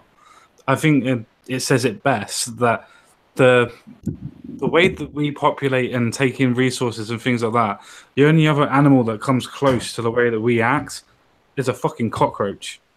How we go in and take resources and populate. That is the closest animal to our own actions. That's ripping off the Matrix. I appreciate it. Yeah, no, cheers. I'll tell you what else. No, wait, boys. Wait, everybody, please wait. Thank you so much, Common Sense. You have spent more than enough time tonight. I got two things to say. Razor Fist, Sophane, you know what? Go pound sand. You got your invitations. Sorry you couldn't make it. Everyone else, we're so happy you were here. We will continue the after party as soon as my brother leaves. Yep. I just got one more thing to say. Yep. Once I say this. Yep, sure. You're a stand-up guy, mate. Happy birthday. Thank you very much, Ogre. Cheers for that, mate. I mean that a lot. Thank you very much for that. I'd just like to say, as I said, one last thing. Thank you for everybody that actually turned up today, and that includes everybody in the chat. Thank you very much for everybody that's donated over the whole time that I've been here. It's absolutely mind-boggling to me that you people will actually give me money for spouting off my drunken ramblings. I really, really appreciate it. Thank you very much. You actually make me feel that I have a purpose. Not trying to make people cry for me, but just saying. Well, I think you have a sexy accent. That's me. Chill, everybody. Carry on. This is his last word, and he'll leave. Just carry on, sir. It's only because I'm English. That's the reason why. You know, just the British accent does it for everyone normally. But no, thank you very much for everybody that's actually turned up today. Thank you, everybody that's in the chat. Thank you, everybody that's come up and actually spoken to us. Thank you, Locke. Thank you, Nachi. Thank you, everybody that's come up. I'll see you all again really soon. Last little point. From this Wednesday coming up, from the 10th, I will not be able to do live shows because I will actually be at college doing my GMVQ. So thank you very much for your support. I'll actually be going to college then, so I'll only be doing the Mondays and the Fridays. All right. Well, go get laid. Now I will. Congrats, now we're going to kick it off to the Fighter Print and everyone else. I think that Magic comments. Fuck, good God, I should be kicked off here. We will kick it off to the Finer Print when I see my brother leave, and he has left. So now we can all do what we wanted to do. Finer Print, believe me, he'll watch this tomorrow. I know my brother. We talk a lot. He'll watch this whole stream. So anything that you wanted to say while he was doing his thing, do it. And I would like to do this. The best and worst as you say what you want to say, Finer Print, but the best and worst of 2017, other than Common Sense Guy's birthday, that is the focus of this stream. So there you go, brother. Good to see you, Finer Print. Yeah, good to see you too. And I do have one parting thought or statement before I actually go, because I have to go start dinner. And that's following like I said, the Warski stream. Ethno-state in space. That was the gayest thing I've ever heard. It was proposed. It was proposed. Yeah. It will happen. Put white people That's on the so moon. fucked up. Holy shit. And that's why weren't you there? I mean, because he triggered our brother, Fighter Print. You know he did. He triggered our brother, and we watch it. And why couldn't you have been there just to mock that shit? Oh, believe me, I would have been there if I could, but really I was busy doing other things. I was actually streaming with a couple of other guys last night, and you know, it's so ridiculous, this whole thing that's been going on. This Andy Warski stream, it's preposterous. It really is. It was. I was really dumb. It was one of those. You know, as much as it's fun to hear that kind of discussion going on, and you know, it was the one of the more popular shit shows, I guess. It makes for good drama and meme. Hey, was that Queer Barian? Yeah, that is exactly so. Oh, okay. Cool. So yeah, I mean, this whole, if you guys were talking about that earlier, again, I don't know, I only just tuned in. But if you were talking about that whole shit show last night, it was exactly that. It was a dumpster fire, albeit on a heightened level. You know, it was a landfill fire because there were so many people watching it. It was the #1 dumpster fire. It was for a short bit, yeah. Everybody loves a good dumpster fire. Come on. Yeah, the smoky scents that are emanating are very, very interesting. Yeah, for sure. Well, we're getting down to the nitty gritty. So if that's your last word, I just want to give you one final thing, and then we're going to get down to some shit posting here, man. It was Common Sense Guy just fucking blithered out to go, you know, pussy worship or whatever he did. So we're going to get down to the shit posting. We're going to get down to the nitty gritty. What was the worst and what was the best of 2017? So one last chance, Finer Print. You said it. Please, sir, if you may grace us before you go cook dinner. Sure. Any last words? I don't care what you got to say. I respect you totally. The worst and the best of 2017. The worst, I would have to say, in terms of our little tight-knit group of people, I won't say the C word because I don't want to offend anyone, is Kilroy. By far the worst. Which is too bad because it had potential. It did drag on into 2018, but the seeds of this were sown well before that. And I was just really disappointed, especially for somebody like Dave Cullen, because I really appreciate his content. I think that he's tremendously brave in the the content that he produces, the videos that he puts out. I genuinely feel bad for him. Everybody else that were involved in this, and I include Andy Warski in this as well, or Adam Warski. You know, they can all just go to hell. You know, all of them have been milking this thing absolutely bone dry. Absolutely bone dry. It's ridiculous. You people need to lay off of this. Riding the Kilroy cock. Exactly. Well, the nose. I hate to break in on you, Finer Print, but I hope that you saw the video I did because you know my relationship with Base Mama. Yeah, no, I saw it. I saw it. And I hope you saw that because look, everybody's beating this shit up like it's a fucking $10 whore, and it's a crock of shit. Come on, man. $10 whores actually get better mileage. Wait a second. Sorry, I broke in. I should not have done that. So finish off your last thing because it's a whole thing. People have asked me why didn't I jump on and beat? Well, because it's fucked up. That's why. Well, the best thing about 2017, I think, and it's kind of a bittersweet thing, is the death of the SJWs. And I think we can all agree that the movement as a whole is starting to die off, and I think it's indicative of everything that's been going on over the past 5 years. You can see it on Occupy Wall Street. You can see it with Black Lives Matter. It's typical.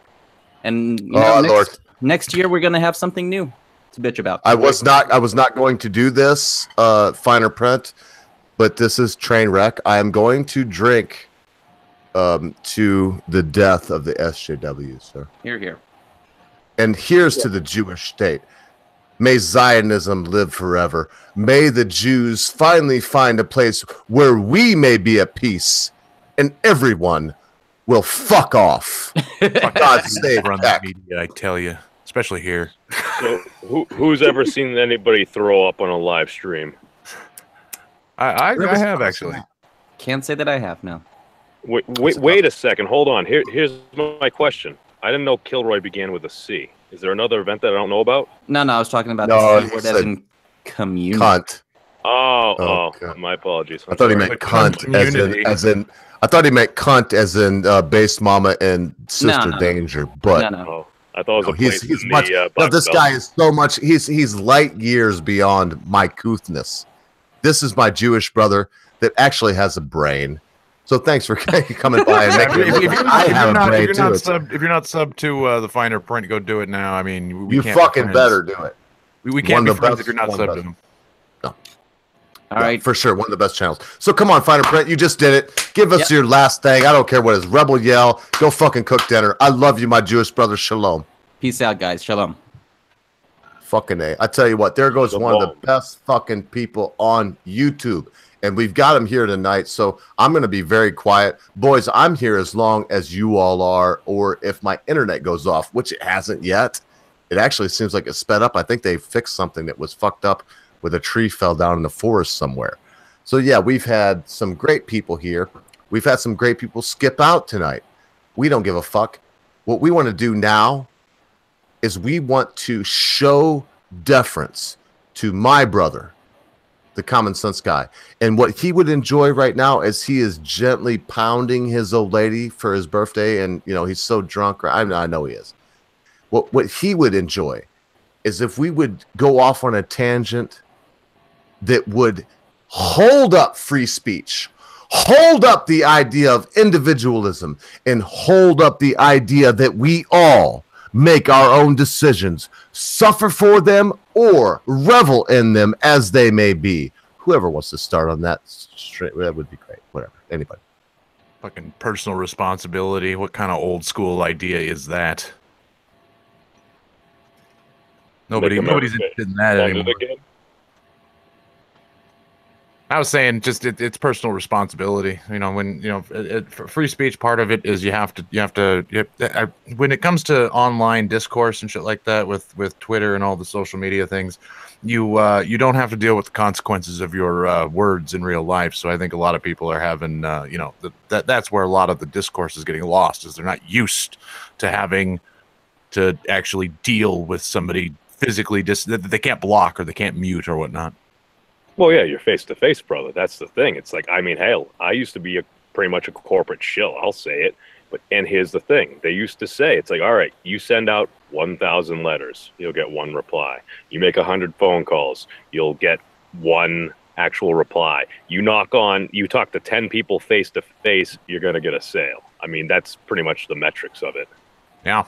And something gets lost when you don't have the practice of being able to look somebody in the eyes, and when you're able to read body language, and all you have to work off of is basically text. Oh, exactly. That's why it's one of the most insincere, and like having 140 character limit as of, I believe they just increased it last year, which was somebody's top thing, which actually is probably a prominent improvement, because you can actually say a little bit more rather than just 140 characters in order to respond to something. And I mean, exactly, it's like what we're doing right here now. The sheer fact that I'm hiding behind some white dragon, you can't see my face. You don't see all those extra like human cues that we pick up on. And I mean, there's even neuroscience, according to, I believe, Professor Peterson and Godsod and stuff, where if you have somebody that's literally legally blind, they cannot actually see. If they can actually read some facial features and stuff, they can almost tell if you're frowning. It's just something in there that's wired into our brains. Yeah, the only one with balls in this stream is fucking Ogre, and he's showing off everything. God, I don't have any balls, but I just want to say this. Listen, very quickly, Mel. I could hear it. I think you might have muted yourself, but put some headphones on if you got them, young lady. And we're gonna rock into the night. Matt, memes. I didn't even want to say it, dude.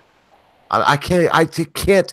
It's come to the point where I can't tell you what you just said means to me because people will say I'm a sycophant. So I'll just say, could you elaborate a wee bit and then let us talk about what you just said? Well, let's go into it even a little bit further. Let's make Common Sense Guy proud about individuality. If you look within each of these groups, whether it's Richard Spencer's white ethno state or on the other side, if you're dealing with certain folks that might be of the black supremacist persuasion and stuff, if you look within each of those quote unquote groups, you're going to find greater variation within the groups than between us as a whole. So basically what I'm trying to say is, even if you take like something like intersectionality, the whole thing that a lot of the folks in this quote unquote community have been fighting for a while, Professor Peterson did a thing where he literally, you take all the actual classification and then you're literally your own individual. I kind of look at it more of like infinite sectionality. If you divide it up enough times, you're always going to find something you have in common with someone else. I think that's a fair point. Ultimately, as similar as we all are, we all have varying degrees of difference. So.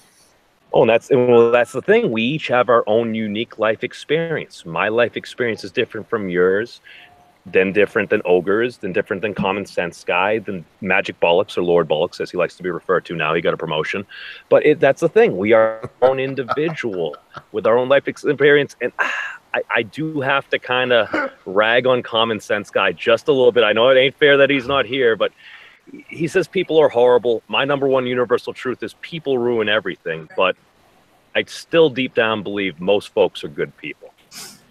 Mm. I agree. I agree. No, look, I should shut up. Carry on, folks. Make my stream look real good. Carry on. And I just want to say, Melissa's here. Melissa, can I tell you something, girl? What's up? Man, I think you're beautiful. I think you're beautiful. I love it. I love it. Melissa pussy. Oh, you're adorable. I'm done. You're pretty. They can troll me if they want, but I actually like you. And no, my fucking cousin and my niece will not do anything. And I've talked to them, and yes, I tried it. No, it's not okay. Because I feel in the end that it's what you said. Maybe we could get into that later. But I'm so drunk I can't even speak. So someone take over. So if I jump in on the back of what you were saying a second ago, can you hear me okay? Yeah, please. Yeah, perfect. There's been formal studies on this. Peterson referenced them. It's about 85 to 90% non-verbal communication. And what you find is when you're communicating with people, not only not in person, so over the phone, but also where you don't have the context of a voice, a tone, etc., it creates a dehumanizing effect on the person. It's called the online disinhibition effect. It's been shown basically that it's more impairing than, I think they were saying, 11 or 12 units of alcohol. It's the equivalent of to an average person. So it removes that level of inhibition over your social norms. So you're basically drunk when you're online interacting with people in terms of what you're saying. Well, let's put it in a personal context. Like, I am a more recent subscriber to Twitter, probably within the past 6 months. Never really did it. But when you go on there and you see all these articles, this, that, and all the folks that you're following, all the things that they're sharing, they're usually, let's face it, it's usually either a piece of low-hanging fruit, it's something that's more just kind of out there. Or just reacting to the headline and not actually reading the article. Headline, you're like, oh my God, I want to comment, and you want to say something. How many folks actually read the article? Probably I've been many victim folks to it actually before. read the whole article? That's the thing. Well, here's the thing. I actually went to a symposium at Harvard University with my dad and my brother about a month ago. And there was actually a gentleman on there basically providing a discussion about algorithms, which sounds blisteringly exciting, but he actually made it fun. And he was talking about this. He showed a graph, and I actually need to email him to get the information on it. But basically, he showed Twitter discourse, and he had a red group and a blue group corresponding with more of the conservative and liberal persuasions. And if you look at it, they are almost never talking to each other. The only folks that are really talking to each other are out on the fringes. And let's face it, a lot of those folks on the quote-unquote fringes, they're a lot of the loudest voices. Yeah. And well, and going to what you were saying about people aren't talking to each other. When I think of Twitter, I end up thinking of like a bunch of people with like megaphones all talking at the same time, and nobody's really listening. It's give me attention, give me attention, give me attention, give me attention. Just the whole game of attention. It's funny you bring that up, just because it reminds me of a movie back from the good old 90s. I believe the quote was, "Superstar." Ha ha! And yeah, I just gotta say that Count Dankula just DM me back, and don't pressure him. I do, whether people like it or not, memes, and everybody, I know you were just with me the other day, and I gotta say, memes, you're so fucking cool.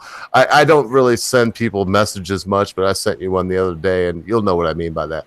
So, Dank, you know what? If any of y'all know Count Dankula, please take a second. You can see this here. I mean, I don't care if he follows you or not. Yes, we're bros. I could go deep. We talk quite often. It doesn't really matter. What matters is there is a human being being accused of nothing, that they are trying to take their life, liberty, and freedom right to traverse away. And Count Dankula, thank you for getting back with me, brother. I doubt you're watching this, but I've got to say that you are my hero, brother. One of my heroes. Do we know the verdict yet? I meme the fuck out of him on a regular basis. Well, here's the thing. Did we know what the result of the trial was yet? Or are they still? Yeah, he's probably found guilty, but they're going on to the 5th of what was somebody that knows takeover. 20th of March, I think. Yeah. What? Fucking March. Yeah, a fucking March, Mel. Holy fuck. Does the UK have something about a speedy trial? There's no verdict yet. No, nothing like that. And I heard Binary speaking, but no. There's no presumption of innocence, and there is no speedy trial. They do not have a constitution. That is, they did stop slavery. I'm not taking anything away from my British friends. They are 50% now, 42.7, whatever. So I love all y'all, but no, man, God. Yeah, dude. If they convict him, I ain't. I'll never go to fucking Scotland. Fuck that place. It has nothing to do with presumption of innocence or presumption of guilt. It has everything to do with the Crown Prosecution Service aiming for an easy target, which is a guy who's on a relatively low income, can't afford a high priced load to defend himself. And the reason they're dragging it out is in the hope that he goes, fuck this, I'll just take the plea deal. Well, bloody hell, we showed them fucking faggots, didn't we? Because we gave him, and I, and all of you. Oh, good Lord, I'm so sorry, Binary. Wait a second. Wonderful. What Binary just said was gospel, but go ahead, memes. But no. Here's my thing about this. He's from Scotland, right? And now, is he being prosecuted under like Scottish authority, or is this like from London, something that's legislated from there? Well, all I've heard is about the Crown Prosecution Service. So it's the same Crown Prosecution Service as the UK, but it's an independent arm of it. But it's for Scotland. Exactly that. It's identical except for where the Scottish laws vary, but it's based in Scotland. Wait, so they're going after Count Dankula. Scotland is. Isn't this the same Scotland that had William Wallace? No, technically it's all part of Her Majesty's Crown Prosecution Service. He looks just like William Wallace. Holy fuck. I mean, I will send out the thing. And Tyerson, so good that you're watching. We're going to have someone else, and I just want to remember. Look, I'm so drunk, I'm leaving. But I'm trying to be a host. I want to remind everyone that Melissa has said very little.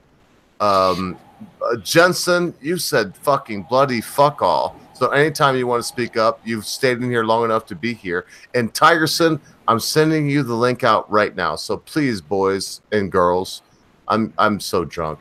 Make my stream look good, please.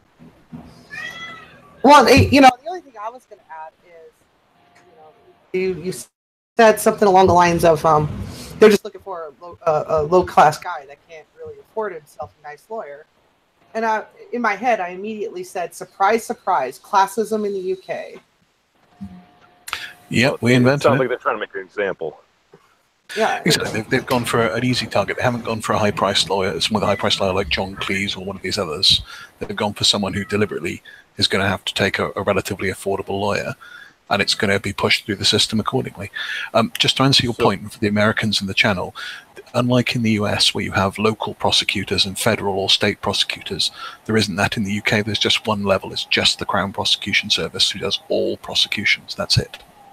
They want to. It's like they want to make fucking comedians illegal in that fucking goofy place. Yeah. You know, once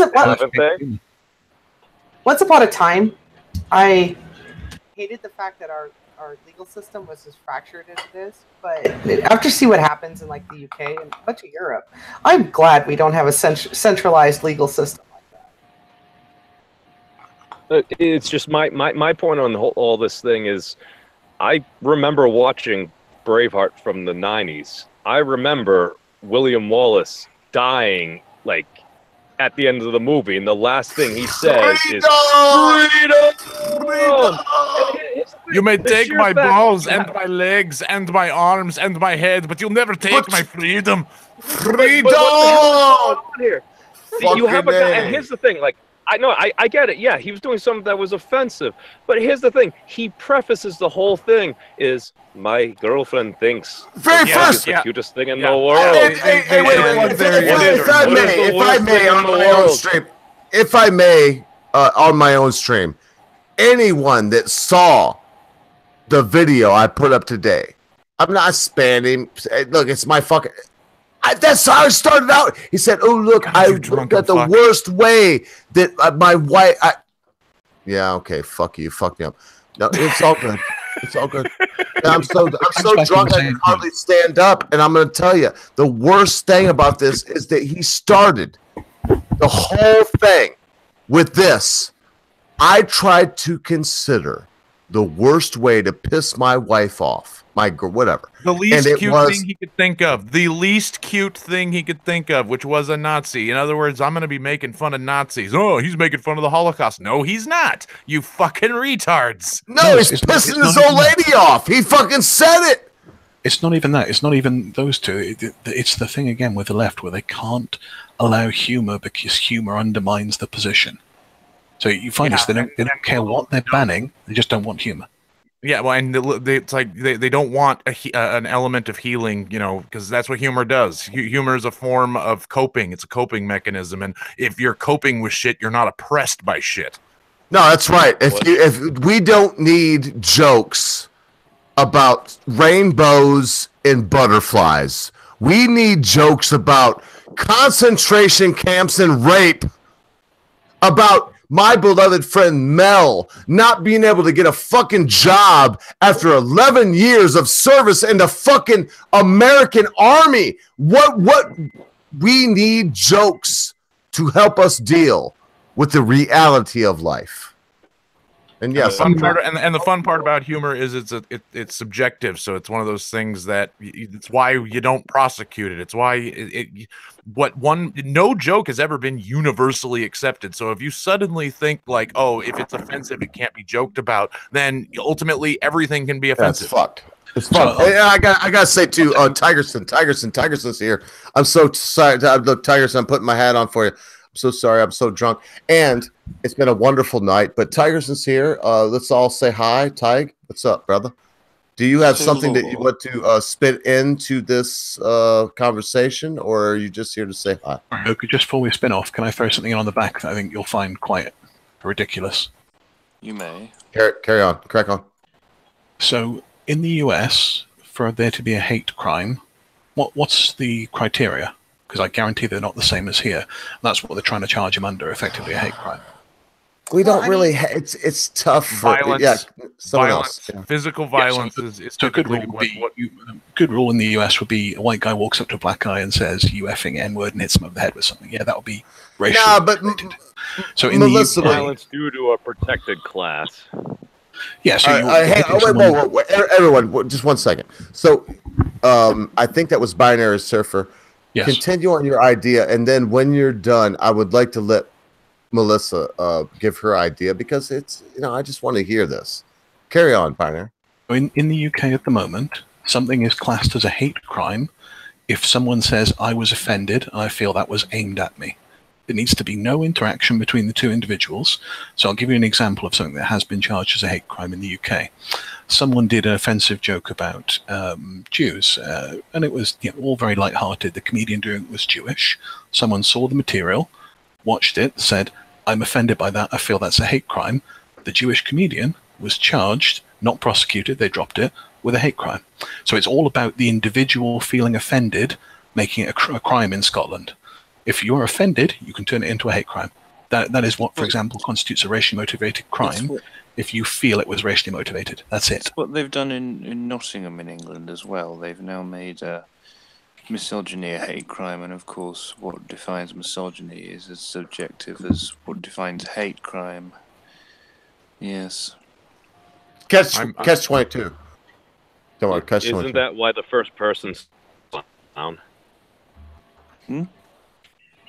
I heard, at least on V's channel, his history of Stalin's rise to power. The first person he had executed was actually a clown, essentially a jester, a comedian.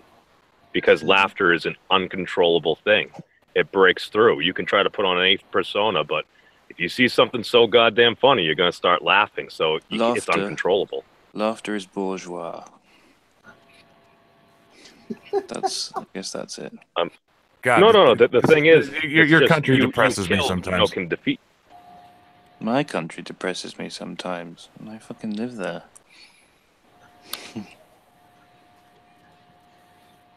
Go on, Binary. Sorry to interrupt. Oh no interruption. We actually got some dead air, and we got so much. Hang on 1 second. We got so many people here.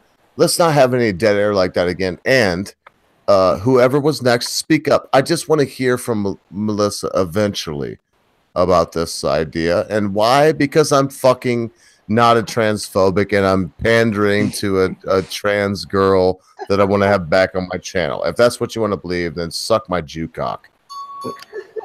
Nice. No, from what I've It's all right. Everyone can view it online. From what I've looked at into the U.S. The way the U.S. does hate crime laws, it always has to be like they can't charge you with a hate crime in and of itself. It's always a crime that's tacked on to an existing crime, which is usually either a personal crime or a property related crime. So, for example, there's a guy in Florida who's getting charged with a hate crime because he threw a brick into a mosque in Florida and then threw bacon on the door. Or there was another story. Or there was another. Wait, no, hang on. The mosque in Florida with bacon on the door, and it seems like it may be your mic. There's some strange sounds, but was there a verdict from that, and did he get an unreasonable amount of time in jail for that? I don't know. I haven't followed. I know what's going on. Give me a second. Yeah, I'll give you a second because the story you're talking about, I've been following, and they gave this guy, I think it was 15 years for a hate crime for throwing bacon on a mosque, for putting bacon. And look, folks, if we're going to go to Dankula and we're going to say and I want Tigerson to speak on this, and fuck all y'all if you don't like it. Tigerson, what's going on in the fucking world, young man? When all this shit is going on, and okay, Dankula is an evil guy because he wants to get. This is the question. Let me get this right. We have these issues going on, Tigerson, with all of this shit in the United States, and they say, "Oh, all this racism." Just, I'm done. Tigerson, talk. Yeah, am I supposed to talk about the entire world in terms of hate crimes? I don't know. Well, that I guess the guy with the bacon and the brick and the mop should be done for some Melissa, kind of I think the vandalism. mic on your computer is picking up the ambient noise. Yeah, God, it's so rough. I want to hear from him. So I'll do this while he gets his shit figured out. Memes, you heard the question. You know what to say. What's going on, man? Here's the thing. It's just we're playing on all these differences. Where I stand by, we're more similar than we are different. It's just, again, we each have our own unique life experience. It's just we're playing on the quick clickbaity things, the things that you can put on a quick Twitter title or a tweet or something like that. We're going by these labels, and what do these labels even mean anymore? Okay. Oh, we can hear you. It should be figured out now. It should be figured out now. Well, what's going on, and I don't know why it does it, but my computer automatically lowers the volume of my microphone. So I don't know what's causing that. But I'll just have to sit here and adjust it. I don't know. I'll have to look into it. But yeah, basically the guy damaged the mosque and then threw some bacon at the door. And he got picked up for a hate crime. So in the United States, and I think this is the difference between, say, the way the United States does it and what do you call it? Scotland does it, is you actually have to commit a felony in order for a hate crime to exist. And property damage can be what they call it, a class 3 felony. And one of the issues you have with a hate crime is if you're dealing with a hate crime, yes, the sentencing is greater. However, it is also a higher burden of proof because not only do you have to prove said felony, you also need to prove it was done because they were targeting a person because of some particular factor. So no, it's just one of those things. It gets complicated. It gets complicated. So I remember even Lionel, he was pointing that out. He's like, I thought all crimes were hateful. And it's just one of those things. It's just like, why should it matter? Whatever the hell the person does, they did. They did something with malicious intent. Charge them for whatever the hell they did. Why should it matter what color, creed, gender, or whatever you are? Agreed. Yeah, the greed. The greed. Well, it's just because, like, the way society's essentially been set up now, just over a period of time, it's just, I don't recognize this from the 90s, because most of the folks that grew up in the 90s, they taught us to be colorblind. And I remember whether it was Lauren Southern or someone like that, she was on, the Daily Show with Trevor Noah, and she said, I don't see color. And then he actually pointed something out. He's like, that must make traffic lights very hard. And I thought about that. I'm like, yeah, and so the thing is, like, I was trained to be colorblind, and I sat there, and I'm like, you know what? I do actually see color. I'm like, okay, that's fine, but as long as there's no malice in your heart, I mean, it shouldn't matter. Fucking A. Because I'll tell you what, the Trevor Noah comeback was a dick-ass move. Because these same people say, oh, minorities, and they say that you're a minority if you're black and in Africa. No, you're not. There are some times when white people are. Look, I ain't going in this fucking direction. God knows. I'm shutting up right now.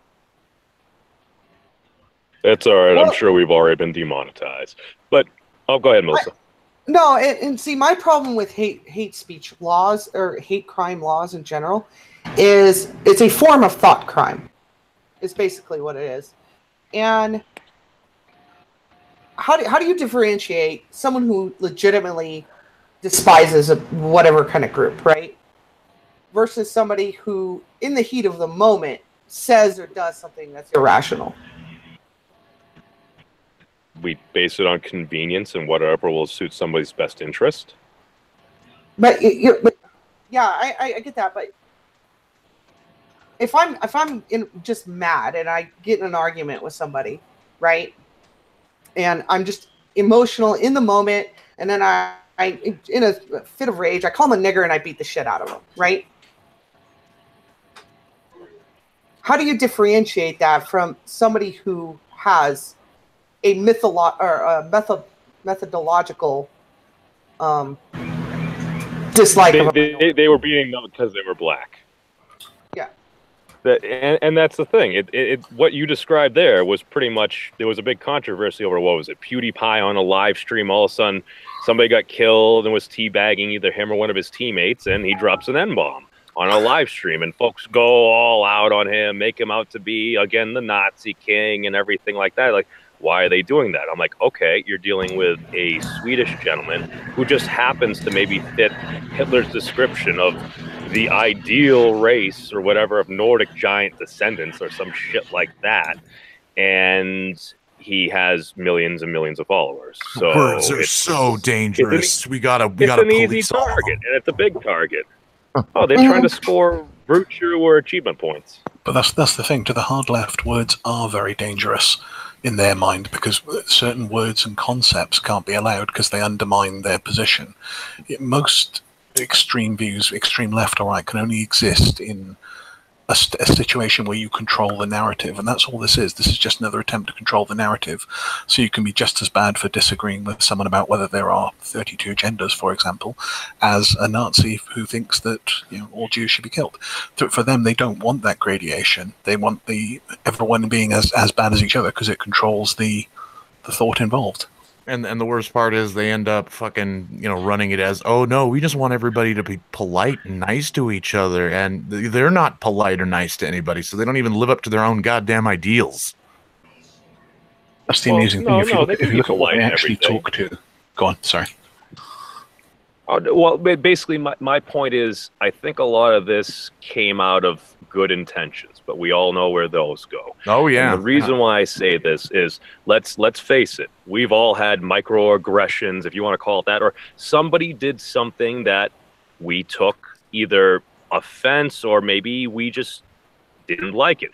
The number one that I will point out is anybody that's ever been behind the wheel of a car.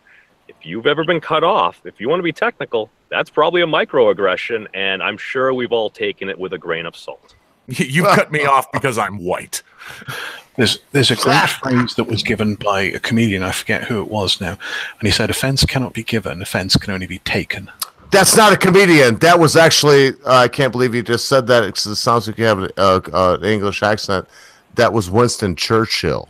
Was it? That Okay, said, yeah, that was absolutely was. That said, offense can never be given, only taken, faggots.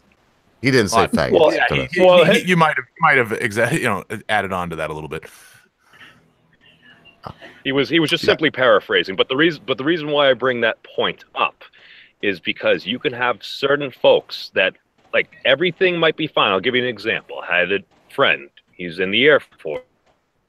Used to go out on our motorcycles and we'd be riding driving, whatever it might be. This was one of the most calmest, coolest cats you'd ever meet, down to earth. But for some reason, he had the worst road rage known to man. We'd be riding on bikes. If we got stuck in his helmet, he'd go insane. And as soon as we got to our destination, he was fine. Yeah, everybody has their thing. Everybody has their thing that makes them angry. Oh, exactly. And a lot of this, it is always intentional, like a joke. And the reason why I say this is because, okay, you got cut off. Let's face it, you've been driving a long enough period of time, we've all cut someone off. Why? Oh my God, oh, there's my exit. I need to cut over real quick or something. And then some folks will try to balance it out. We have that, as long as I give a hand and kind of wave them, it's okay. And we saw this in Seinfeld, where George Costanza started like literally stalking a guy for 6 hours because he thought he gave him the finger. He ends up confronting him. The guy's hand was in a cast. His finger was extended because it was broken. I'm just saying that every situation is different. And when you maybe make a joke or something online, somebody all of a sudden they come across it, they assume malice. Mm-hmm. I link this back to something we were saying earlier. So, and again, it's this deliberate conflation of idea and individual. So when you conflate idea and individual and you attack, you create a victim. But when you say, no, you're not a victim, all you're doing is reinforcing the victim narrative with that person, because they now feel offended that you've told them they're not a victim. So it's this nice little vicious cycle which pulls you further and further in, and the harder you challenge it, the more you entrench people in it. When you look at these people, when you push them in the front, Man, I can't believe the Binary Surfer actually watches this. He humbles me. I think you're much smarter than I am. Much more intelligent. I just want to. I only broke in here to say that Captain Copile, you got the link because you said you wanted in here.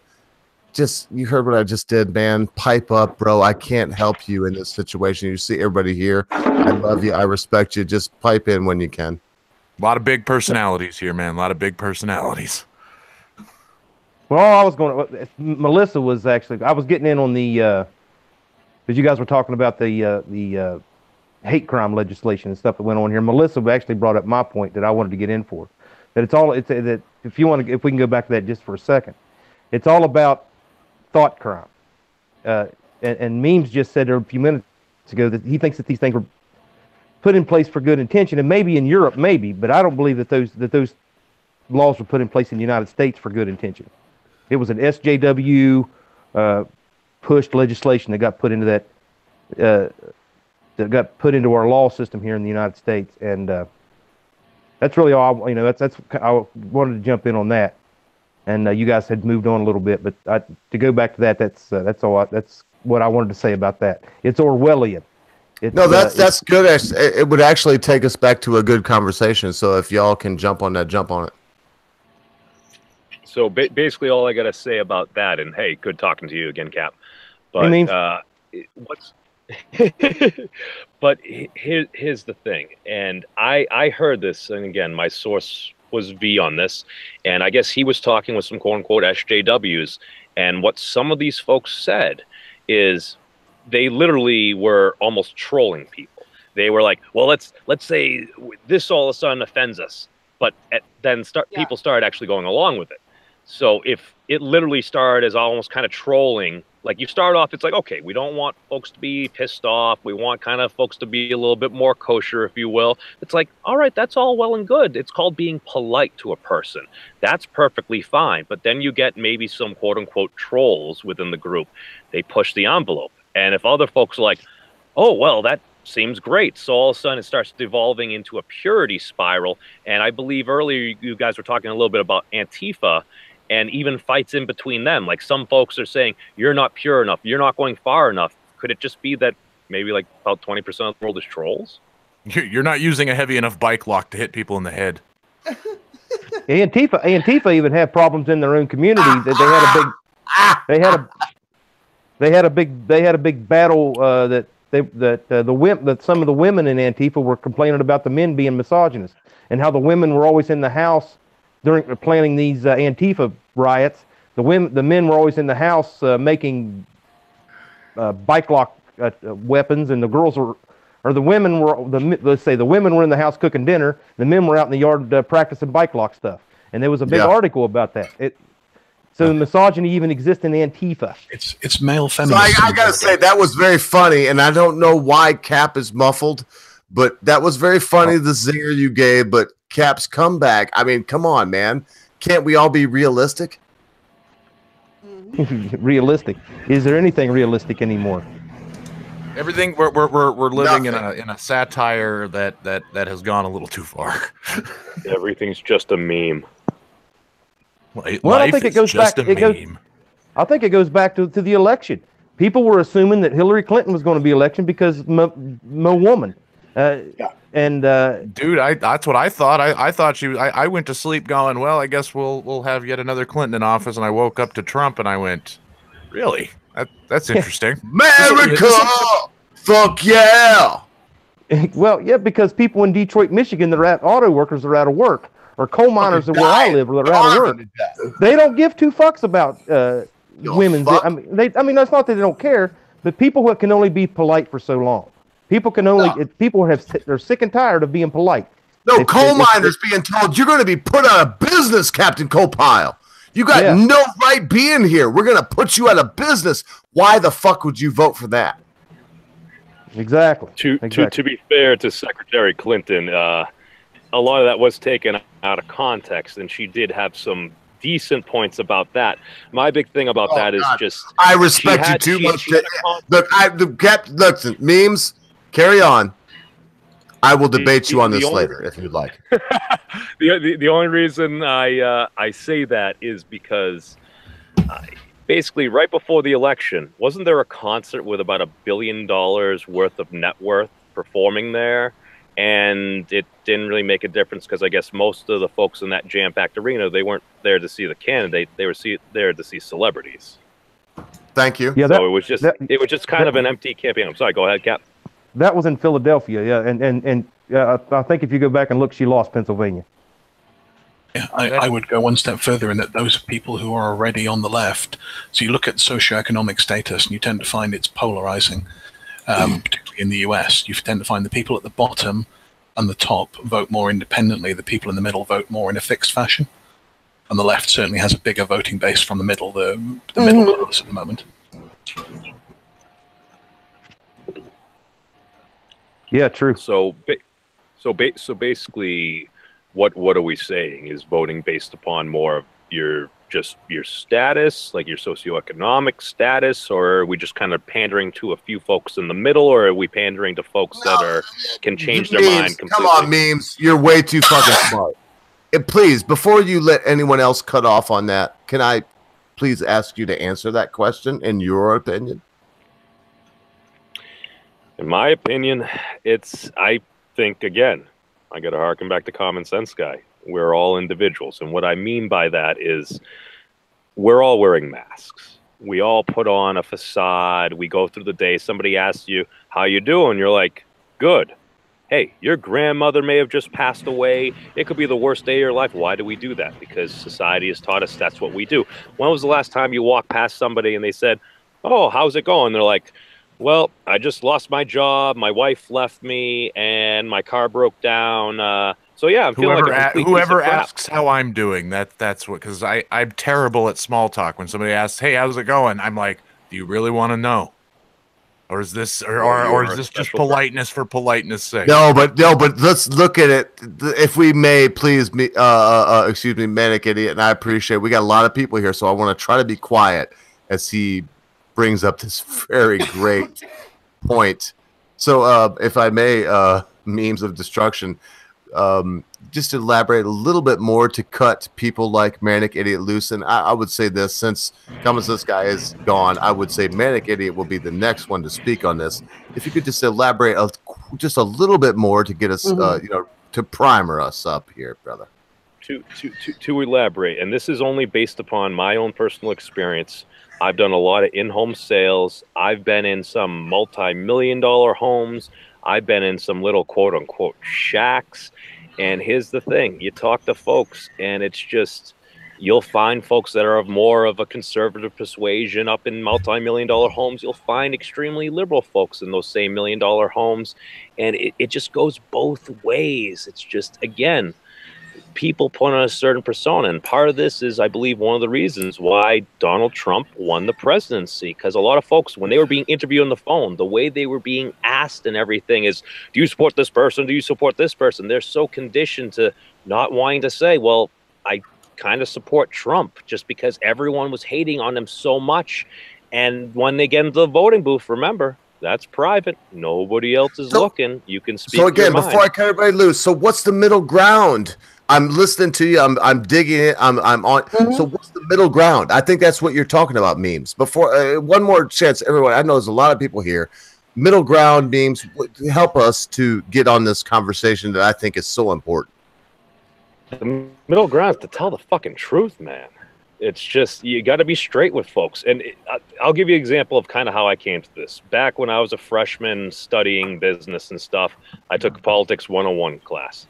There was a nice, very well-educated Greek gentleman there. He happened to do some local radio stations and stuff. One of the very first questions he asked us a separate set of about 5 different questions. And they were very, we'll go with divisive political topics. And he just asked us to write down how we felt on these particular issues. At the end, he said, how many folks felt this way on this way? Or actually, no, he asked if anybody actually had all of them one way. and he had explained to us basically this is more of the conservative view, this is more the liberal view. Not one single person in that class answered all one way or the other. We each have our own views on different things. To clarify slightly on the back of what you said. Cut loose, folks. No order unless I have to call it. And I just heard, I believe that was Binary Surfer speaking. So carry on this. This is so important to me. I just want to listen to y'all on this topic. So you're quite right. The top environment can afford the luxury of choice. The bottom will vote whichever way they feel is most in their interest, which in the US happens to be Democrat a lot of the time. In the UK, it happens to be Labour. In France, it happens to actually be centrist parties. So they vote with whatever they feel they'll go for. But those who are typically desperate or struggling with life will be much easier to persuade to vote for a new group. And I think that's what Trump's tapped into. He's essentially gone, screw you guys, we're not going to take shit from you anymore. We're going to do what we think is right for our country. Now, whether you like him or hate him, that's a powerful message to a bunch of people who are struggling economically versus the Democrats. Yeah, we'll try and help you more. What they didn't say at any point was they would put their own citizens first. So if you're struggling economically, you're going to... Pardon me, everybody. If I may, wonderful point. I think you've got maybe a tiny bit more, but we all get it. Melissa, I've got to go load my furnace. And if you and Captain Colepile, of course, if you two could just watch over this stuff for maybe 6 minutes. It might take me 7. I'll be right back. Captain, Melissa, please take control. Thank you, folks. I'll be right back. You're in charge, Melissa. Oh, no. No, I mean, politics, it's a battle for the independents, right? And independent voters is what I mean by the independents. And because like Republicans or like something like people who identify as Republicans are something like 26% of the country, and Democrats are something like 28, 29% of the country, right? And these people almost without variance vote for their particular party, and this is why, and because of that, I think that's why so many Republicans have a hard time surviving the primaries, because all that ideological horseshit from the religious right, nobody's interested in that except for people on the religious right. That I think is a small problem, and I think the reason why the Republicans did better this way is because the left now has their own religion, and then that's their new ideological. Yeah, I was getting to that. Oh, okay. But yeah, so the in past elections, not necessarily this recent one, but in past elections, some of the reasons that Republicans performed so fucking poorly, and here's to you, John McCain, and what was the other guy, the Mormon dude? I can't fucking stand him. Mitt Romney. Thank you. They fought. They were fighting so hard to get the religious right vote in 2004 and 2008 respectively, or 2008 and 2012 respectively. Hey Melissa, I want to interrupt you real quick. Your audio is all over the place. God damn it! I think if you check the chat real quick, I think if you put like a book or something in front of it, so you're not speaking directly at your mic, it will cancel out the auto distort. Well, no, what it is, Windows is lowering my microphone volume and raising it randomly, and despite my sincerest efforts, I can't get it to stop. Oh, okay. Yeah, you'll have a decent audio quality, and then you'll spike up really loud, and then go to damn near can't hear a word you're saying. Okay.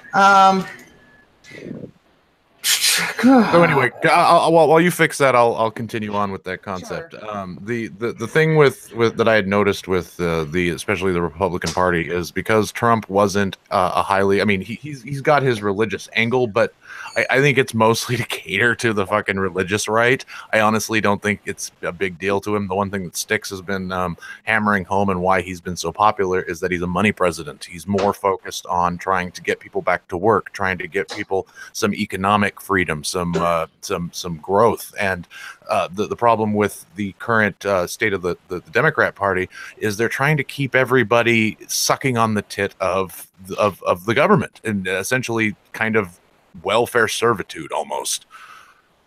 Well, one of the problems there is a lot of these folks there that may be using these programs, it doesn't really seem to be an off-ramp for them. It's kind of an all or nothing thing. So it's like, I'll give you a quick example. I was on unemployment one time in my life. I literally had no money. I had been laid off from my job. I lived on savings for a while. I was out of money. I go down there. I fill out the stuff real quick, and they're like, all right, we'll send you your check. And so I go out, and I start actually doing the job submittal thing. I actually look for jobs, and I got a job offer, and I look at it, and I look at I had a V8 Explorer at the time, the amount of money it's going to cost me to commute to and from work and what I'm going to be getting paid. I'm like, it doesn't make sense for me to take this job. I am going to make more money overall net by just staying on welfare. I'm like, this sucks. The question on the back of that, though, is it in the interest of the party creating a client that will vote for it forever as long as it supplies it with money? Is it in the interest of that party to get them off welfare? It should be. It's but not, I'm just saying, think but for the individual that they're trying to get the votes for, even though they don't think it is better to the get individual. off. But for the party, is it better? And that's what I'm talking about. Yeah, no, I think they, in order to maintain their power and their influence, I would say no. They want, and that's why they don't do it. There's never a solution after the benefits. This is why I have trouble. I used to be a lefty, and I moved to the right over time. This is why I have trouble with the left. There's never an end solution. I play a game with my left friends called Play It Through, which is, okay, go to the next step. Okay, go to the next step. Where's the end solution? And they can never get there. They always get to a temporary solution that never actually fixes the problem. Yeah, they're the Band-Aid party. Exactly. We're treating symptoms rather than the root cause.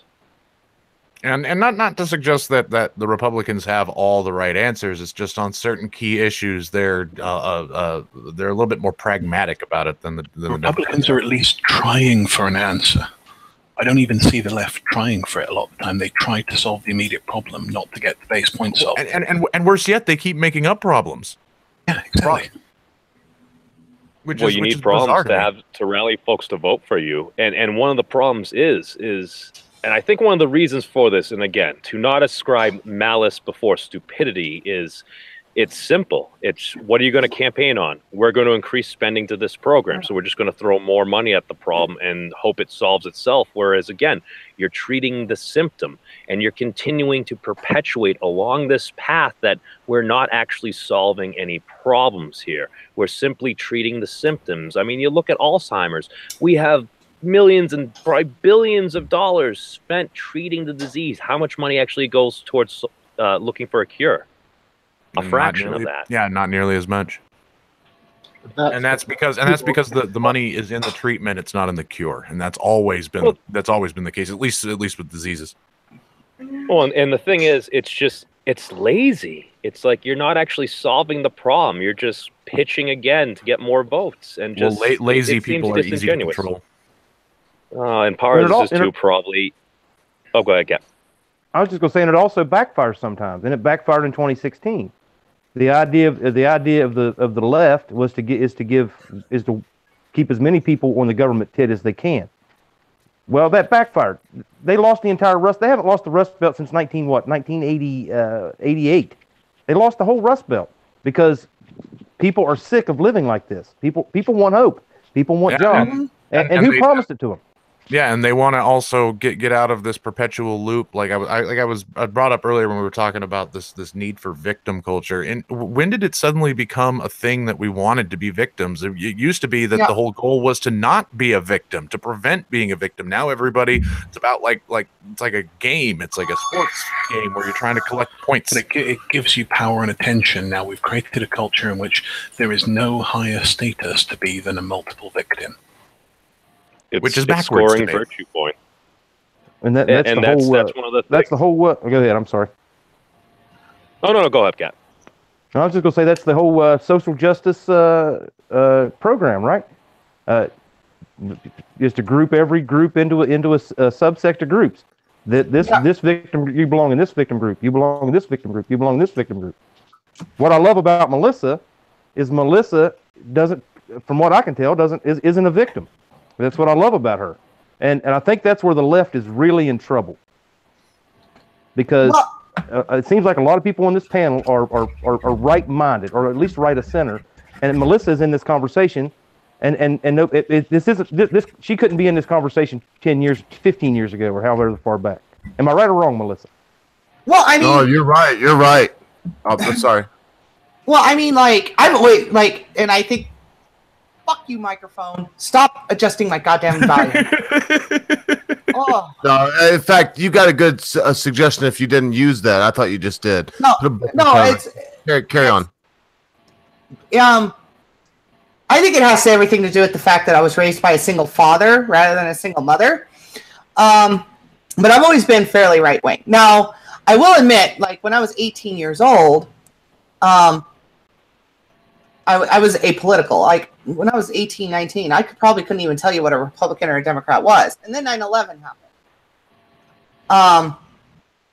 And then the fallout of 9/11 happened. And Bush wanted to do all these different things. And, like, I'd read left-wing sources, and it was just always this emotional bullshit. Not all Muslims, blah, blah, blah, blah. And I rejected it out of hand. And since then, my politics has evolved. If you were, sorry, go ahead, Melissa. No, and what I was talking about earlier, and I'm still fighting with my fucking microphone. God damn, this is fucking irritating. Is you're doing fine? Just crack on. Trump, he got enough of the conservative vote to obviously win the nomination. But what was the moment that I knew that the Democrats were in trouble is when he was at the RNC convention, and he said, "I want to protect LGBT lives," right? And I'm paraphrasing, but that's basically what he said, right? And I was like, "This is big trouble for the left wing," because on the other end of the coin, so we're going to go to the Democrats. Bernie Sanders was holding his little speech, and Black Lives Matter ran up and took over his entire fucking thing. Nobody's interested in that shit. And then Hillary gets on a stage and says, just does all the feminist parroting, right? Oh, they're all sexist, racist, homophobes, xenophobes, all the obes that exist in the world. And I was like, that right there, that's the nail in the fucking coffin. It was that moment when I knew Trump was going to be president. It was over. Yeah, well, that's a good point, because ultimately, when I think people are starting to get, I want to say, oversaturated or maybe numb to it, all the talking points, because ultimately, some of these guys, they're not saying anything. They just repeat the same words over and over and over again, and people are starting to tune out. And then Trump came along and is saying none of those words. And while he is as full of shit as any other politician that I'm aware of, he's not doing the same kind of rhetoric that we've been hearing for the last 8 years. People can see through the rhetoric now. Sticking to the plan. People can see through the rhetoric now. People can just see through it. And kind of what I meant, Melissa, it was not the fact that, and I'm afraid to offend you, but maybe you're I don't know. Nah, don't be afraid. I know this girl, man. She's not offendable. Well, what I'm saying is that you wouldn't have been in this conversation so many years ago. It's not the fact that you wanted in the conversation, but the fact that people with the political leanings that most of us seem to have wouldn't have let you come into this conversation. We've kind of it seems like the right has kind of cast off the religious right. That's fucked up. I love you, Cap, but that's fucked up. And I'm not saying you're not saying. I know this is not your personal. You're not doing this like. I don't know what to say. There is a certain small individual group of people, like my friend here that is here with us. The only reason she's here with us tonight, because I don't meet many people like Melissa. I really don't. And Melissa, I worked on that shit. Apparently, my niece or no one else will help you either. So, I guess fuck you. Go fucking pound sand and die, I guess. Because no one gives a fuck. Well, no, wait a minute. Melissa, do you understand what I was trying to say? No, I pick up what you're saying. And I agree to a large extent that the right has fundamentally changed. And I think the catalyst. That's exactly what I'm saying. I think the catalyst for that was when the right suffered the loss of the gay marriage battle, and they were embarrassed, right? And almost immediately, overnight, the Republicans dropped that entire fucking narrative. Like, there's not a Republican in Congress or even in state legislators anymore that's talking about, well, we need to, make a law so this way we could challenge the Supreme Court. Like, they've just dropped it, right? And I mean, the RNC has officially recognized the log cabin Republicans. So there's a fight for the heart and soul of the GOP, and it's between social conservatives and nationalist-minded right-wingers, and I'm the latter of the two. And people like Dr. Kelly Ward, that's running in Arizona, is a very nationalist-minded individual. And Senator Jeff Flake announced that he was going to rerun, and he said, because I got to hold on to my principles, whatever that means. It was because Dr. Kelly Ward is absolutely mopping the floor with him in the polls. So it's out of pride. Can I hop in on the back of that a second? Yeah. So you look at what I think he was trying to say was the right used to be the party, or the right used to be the faction of the political sphere that prescribed things. So there was a point where the right would have said, no gay rights, no transgender, blah, blah, blah, blah, blah, all back in the 70s, 80s, maybe even early 90s, that the right used to rule things out. Now it's actually largely representing ruling things in, whereas the left has now switched to ruling things out and banning things. So I think that's what he was trying to say, is that the sides have reversed in their perspectives. The right is now more inclusive than the left in a strange way. And that's exactly what I was trying to say, and I'm glad you said it. I'm glad you said it. And I think one more thing real quick. She talked about the gay marriage thing, and that's where the right started to switch. I think the catalyst, I think that the nail in the coffin for that was the Pulse nightclub shooting. I think. Well, before you say real quick, you're not leaving, are you, Cap? Because I've still got. Look at all this whiskey I got, man. I got all this shit together for Common Sense Guy, and he's off now. He's pounding his old lady's pussy. Oh, he's done. He's done. He farted and went to sleep. Rolled over and went to sleep. That's over so with. if you will, please, sir, please. I'll stick around for a few minutes. Just carry on, Cap. If you don't notice, I've got you. So carry on, please, sir, and explain. Don't be shy. Please explain to Melissa. I love Melissa and everyone else here, and I will moderate as needed. No, that's all I really wanted to say. I just think she talked about the game. They lost the gay marriage battle, and they should have lost the gay marriage battle. But I just think the ending point for them was, to me, the Pulse nightclub shooting, and it seems like the right embraced that more, maybe with the Second Amendment question or whatever. It just seemed to me like that was a big switch with the right side of the political spectrum. Okay, so hands up. Who wants to speak to that? First Gummers? Well, I just want to point out an interesting little tidbit is at the most previous Republican National Convention in Cleveland, I believe it was the highest increase in male prostitution that the town had ever seen. I saw that. Just throwing that out there. No, I saw that too, but can I ask what your source is, sir? I don't even remember. My Something pimp. online on the internet. in No, the mine old was days. I think the Daily Wire. I'm trying to remember myself, but no, I want All I'm to gonna back say you up. is, does it surprise anybody? No, nope, no. No, but Okay, a lot so of I it, think that's. Go ahead. a lot of it has to do with power, and power abhors a vacuum. Naturally, political parties will move into ground that's been abdicated by another one. You see that in the UK with UKIP and the Conservatives, for example. The Conservatives abdicated that ground for a long time. UKIP moved into it. I think it's exactly the same in the US and generally wider. You see the left has advocated the inclusive ground. It stepped back from that. Excuse me, a bit of a cough. And the right has stepped into it because it realizes there's an opportunity there.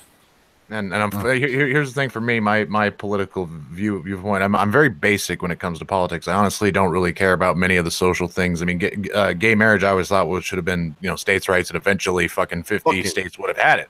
But if they wanted to do national, it didn't bother me. The thing that matters to me, and it's always mattered to me, is the party that supports freedom of speech and the Second Amendment. And the left has completely abandoned both of those. So I can't. There's no way to support that.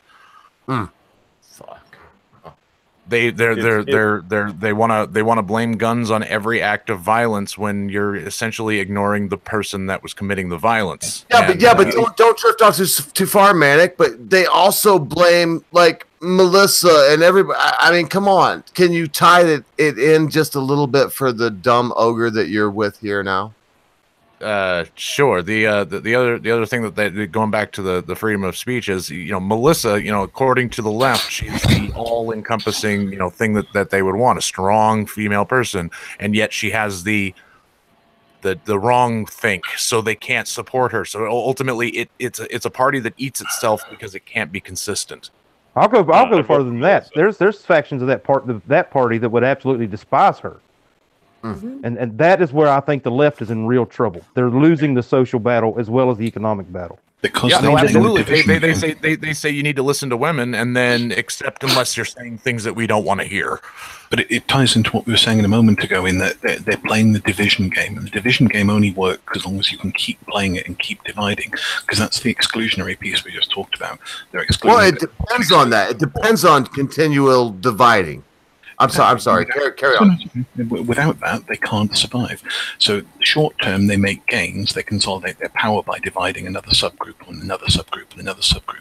Long term, you're quite right. You're getting more firm control over the pie, but the pie is gradually becoming smaller. And a good example of that is the LGBT. That 4-letter term that has now become 65 letters because in their effort to be more inclusive, they've actually divided themselves up more and more and more and more until everybody's just, like you said, tinier piece of the pie.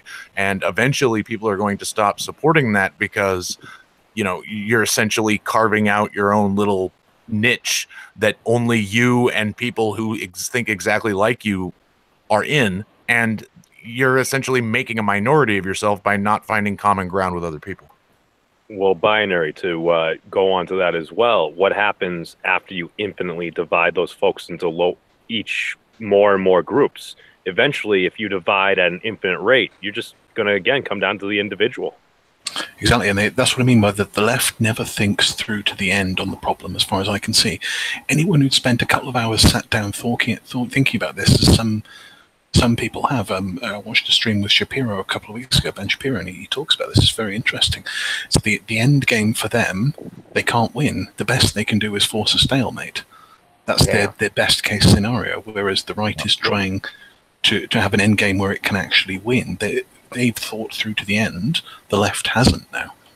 Which actually makes Trump's little rhetoric speech a little bit more poignant because of the fact that he's running with this winning, that we're gonna win so much. Even if he's not winning, by constantly pushing for this win concept, it's a different viewpoint than everybody's a victim and we got to protect everyone, which is I'm sorry to say, but life is not safe. You're never safe. No matter how much money you give the government, you're still going to die. So ultimately, you got to, live life to how you can fucking do it, how you want to do it. And if you're going to follow a single ideology that insists on dividing everybody in further and further groups, nobody's safe. All right. Okay. And we're going to carry on this conversation, but I'm so shit faced. I'm gonna pay for this tomorrow. Holy fuck. Anybody that cares to, I'm going to have a drink now. It is going to be a much titrated drink from the earlier drinks. And yes, this was a fifth of Jack Daniels, and you can see that it is no longer a fifth. God bless you all.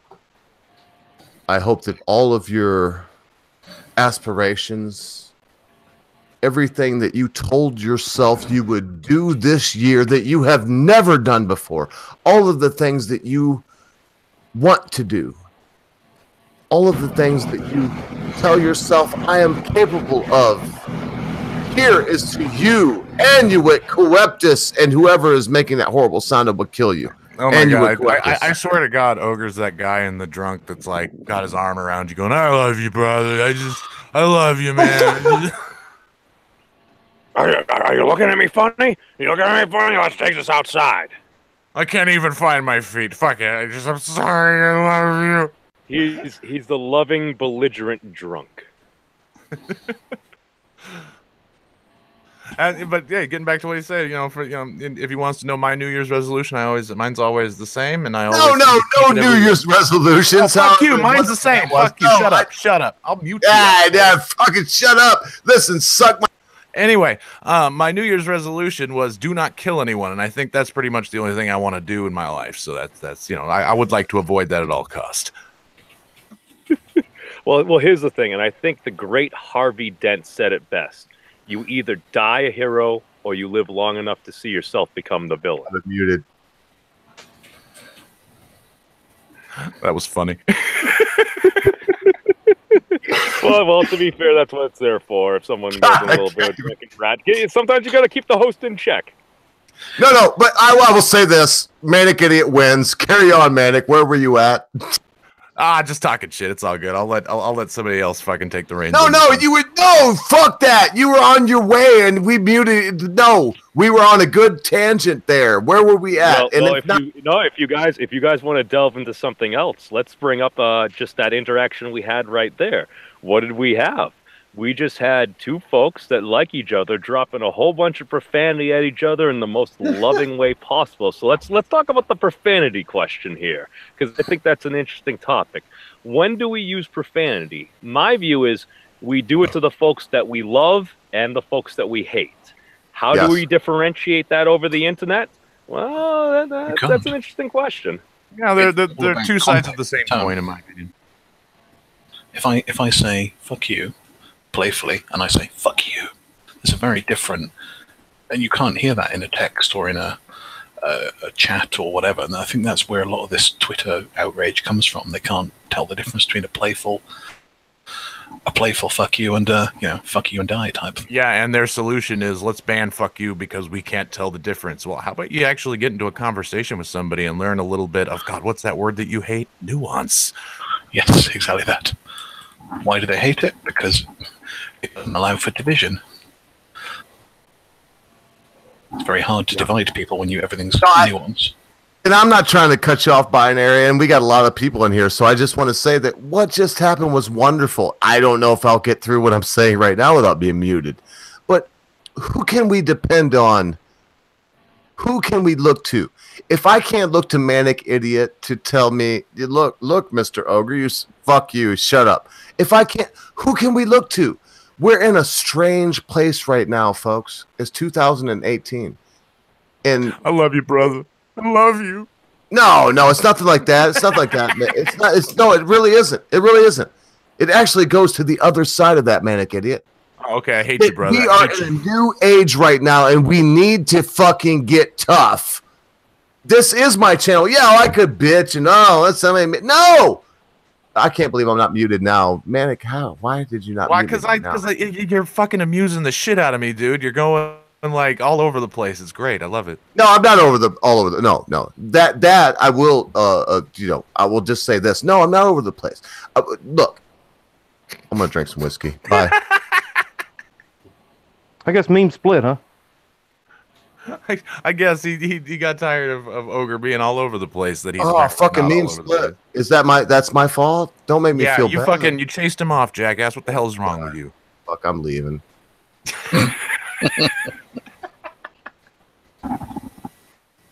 Problem is, by chasing him off, you got to take over now. Oh, shit. No, I'm here, but if I ran him off, holy fuck. I know I talk a lot. I tried not to this stream, but it probably doesn't seem like It's the whiskey talking, man. You got whiskey fueled rants going. Whiskey, it's the beer. This shit will fucking knock your dick out. I've drank 4 of these sumbitches, man. Holy fuck. I'm going through and deleting everything on my hard drive to figure out what third-party program keeps turning down my volume. It's driving me crazy. Oh, there's fucking Memes is back. Memes is back. It's cool. It's all right. Memes is back. You know why that is, don't you, Ogre? It's because you Americans are lightweights and you have pissy 3% beer as norm. I bet that's not 3%. Did I not show you this? Did I show you this beer is 8.2%? Exactly. We're used to Miller Lite 3%, whereas we actually drink beer here. All right, I'm a faggot. I admit it. I'm a faggot. When was the last time you had a pint of real ale, Ogre? The last time I had a pint of real ale was in Tequamanon Falls. It was about 4 months ago, and it was called it's the Falls Ale at Tequamanon Falls in Tequamanon, Michigan. That's it. But you don't get that much. No, all that. Fuck, why are y'all letting me talk? I can't believe it. I'm going to mute my because you're not letting anybody get a word in edgewise, but I just wanted to let you know that I am popping out, so I'll let Memes it's not your fault. It's not your fault. That's fine too. You fuck off. But before you do, give us a couple minutes. Give us something. Say your last fucking come on, God save us. Give us all right. You want my last words? Fuck you, Ogre. You're the best. Hey Manic. What's up? Real quick, Manic. Hey, I just found your channel. I love your stuff, man. And I know you don't like to promote yourself, but go subscribe to that dude. This dude, he fucking rocked. He saved my fucking life. He saved my life. Love you, bro. All right, that's entirely too much sucking my dick. I'll see you guys later. All right, take care, man. Thank you so much for that, Captain Copile. Thank you, bro. Because I can't. You got it too. You see, as soon as I said that, he's like, he's gone. He don't like to promote himself, man. He told me he hates to promote himself, but his videos. I saw that video collaboration he did with Finer Print. Man, that's some good stuff, man. It's almost like if we team up, there's nothing we can't do. No, you're right. There's nothing we can't do if we don't get together. But I got to say, man, holy shit, dude. Manic Idiot is, I believe that God made him fucked up so he wouldn't take over the world. That's my personal belief. Oh, we all have our setbacks and everything. That's what makes us human.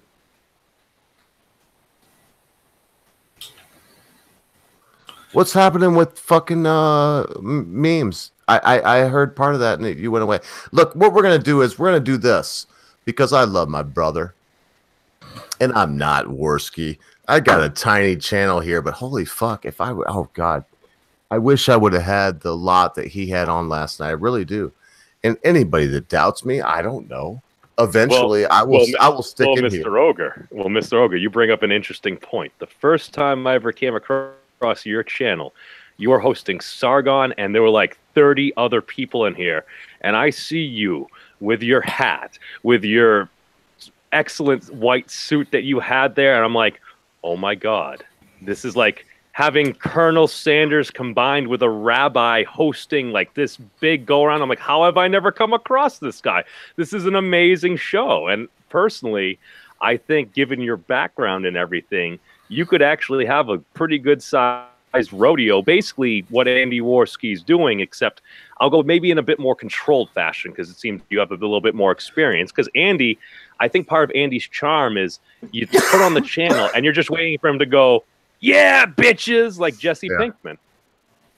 Jesse Pinkman. And you know what? There ain't nothing wrong with that and everything. And I kind of like what he's doing. I mean, it is a whole shit ton of drama and everything. But it's just if he can get kind of more focused onto something, it's a good thing. But here's the thing: any one of us can do that.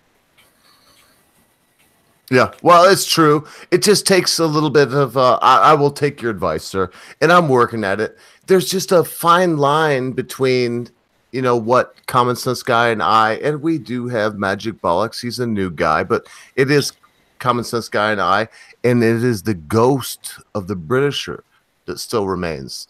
And we're trying to find our little thing, but I'm going to get flabbergasted. My perspective on what you just said, memes. I'll tell you what else, fucking memes. The other night, I can't even say much. I sent you what I felt. You know, you are the kind of guy that I love. And I was trying to learn something new the other night. I was trying to do, you know, let them talk and be a dipshit and all that stuff. It's hard for me. It's hard for me. I want to speak, right? I want to you're a passionate guy. You're a passionate guy. I mean, as far as I know, I'm a fucking piece of shit faggot Jew. I mean, and yes, I'm a passionate guy. We still love you, man. Yeah, and I appreciate it. So the other night, I mean, it taught me something. Sargon, holy fuck, he's one of my heroes. Why could, and I'm not trying to just drag it back on that. And look, folks, we've got 20 minutes and I'm gone, because what I'm going to do is I'm going to play some music in respect to my bro. This stream will never make it. And it's because I love you all. And I mean that. I mean it. I love y'all. So I'm going to ruin this stream. Everyone that's here live that's seen it, you will see it. What I am able to put up after I cut it up will be a lot different, because when this is over, I will be playing music for at least an hour. Why? Memes, you said it the other day, and I'm not. Look, Binary Surfer, let's do this. Before I go fucked up, we're going to do this, and I will pick the order. We're going to go Jensen Quinn. Then we're going to go to Binary Surfer. Then we're going to go to Captain Coalpile. Then we're going to go to Melissa. And then we're going to wrap it up with Memes of Destruction. And then myself. If you didn't understand the order I just said, you have no reason to give your last word. So we will start with the first one now. Okay. When we're all done, yeah, I appreciate that too. Quinn's right on it. Quinn's like, fuck, dude, Quinn, I don't know what to say. I'll probably put it in my last word. I don't know what to say, but dude, you're one of the coolest fucking people I've ever met. So we'll start there with who just spoke up. We'll go in that order. If you've totally lost your order, fine. I will prompt you.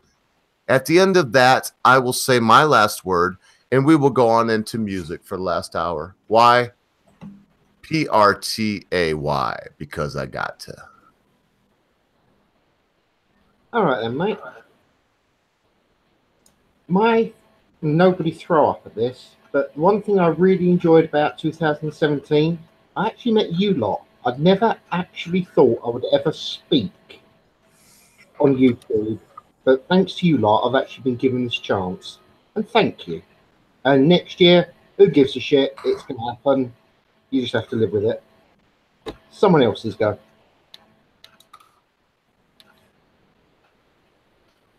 Okay, no worries if we don't remember the order, because I kind of don't now either, so I believe it goes Binary Surfer.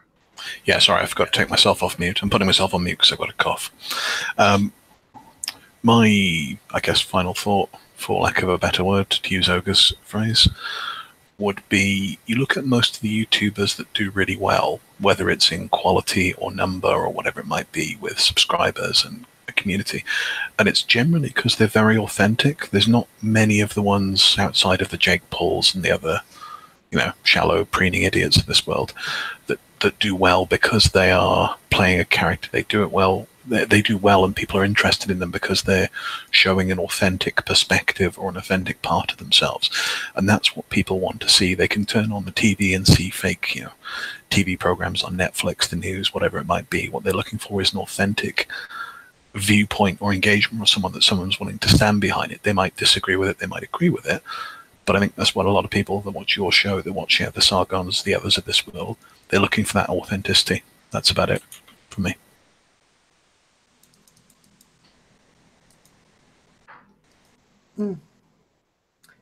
All right. He's gonna keep going.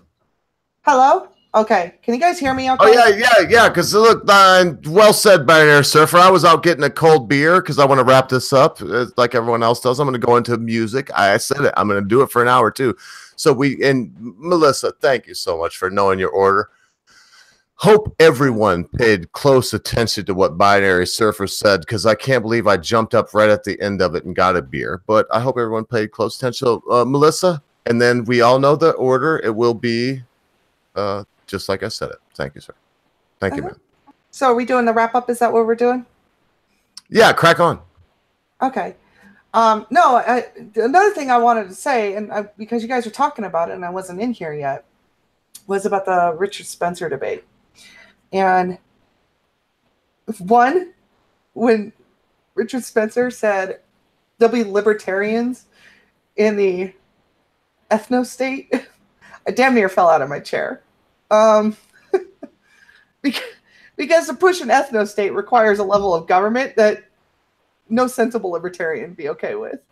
And I don't even like defending libertarians, so that was crazy to me. And then he went on to say something about democratic socialists, and I'm like, there's an easier way to describe what you're talking about. Somebody that's a democratic socialist that wants an ethno state. Gee, I feel like we had an example of that before. And then what was the other thing? Oh, I love Sargon. I do. I watch almost all his videos, all his content, but he needs to not do debates. He's not good at the format. He's just not. He's not. No, I think Styx killed it. And I think part of the reason Sargon is not so great at debates is he is unable to separate his emotions from what the fuck he's talking about, whatever it is that he's talking about. For sure. Yeah. So I don't know. That's all I really had to add on that. So.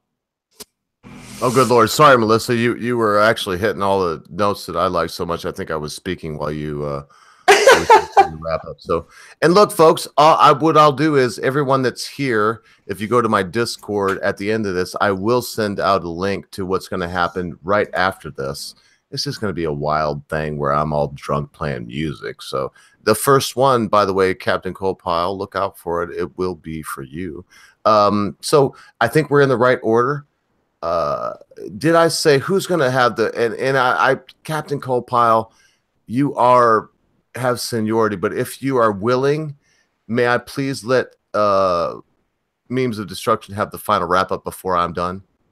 Sir, if that's okay with you, that would mean you would go next, Captain Colepile. If you don't like that, fuck Memes. He can suck my cock. We'll go after you. But I would appreciate it if we could let him. You will go after him. But I would appreciate if we could let Memes have the wrap up before myself. Oh, hell no, man. This is your sandbox, man. We're all just playing in it, right? Yeah, so rock on then. Thank you so much for that, sir. You got seniority though. I got to ask you, you're fucking you know what it's the union's all about. So if I may, thank you so much, Captain Colepile, for allowing me that. Captain Colepile, Memes, and then I'll shut this down and music party stream is to follow. No, I just want to say that I found YouTube about a year ago, and I found streams probably 6 months ago. I started with your stream. I go back to the first Britisher stream. I've been with you since I think I was. As far as subscribing to your channel, I think I was in the teens. I go back to the drunken. I go back to the drunken sailor days. Matter of fact, tonight Taggerson was here. Day is Dead was in the chat. I mean, it felt like old times here, and. The people that are that congregate in this place seem to me like to be the brightest people. Every time somebody comes on, it just that's why I'm here, and not to kiss everybody's ass, but there's a lot of bright people congregate in church here. So that's pretty much all I had to say, and thank you for having me on, and I appreciate it, and rock on. I ain't got the words. Mine will be very, very, very, very, very abridged. Because I've got a whole nother show I will do after this that will last about an hour. So, only thing I can say, and I've got to do, I'm sorry, Memes, but I don't usually do this, but this is not the normal show. Captain Colepile, would you please tell Welshmere stories that I love him? And then that said, go ahead, Memes, and you'll close us out.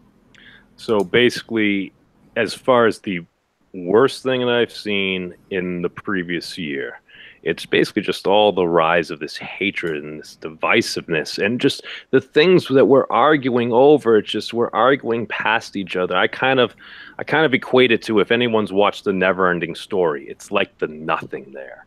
It's just darkness would be something, but the nothing is nothing. And just I see just in the United States, it's just we're killing our fellow countrymen now. Is this what it's really come to? And that's painful. But to take the opposite of that, as far as the best thing that I feel that's come out of 2017, is basically the rise of at least the principles of religion, with Walt not necessarily being religious, with like Professor Peterson's lecture series on the Bible. You literally, so many folks that are watching it, that are adhering and just starting to follow these principles, they're atheists. He's putting it in basically a secular format, taking out the archetypes and basically just hitting and hammering upon these principles that every man can agree on. And it's just, I think there's positivity. All this divisiveness on both sides, I feel it has we have an opportunity now.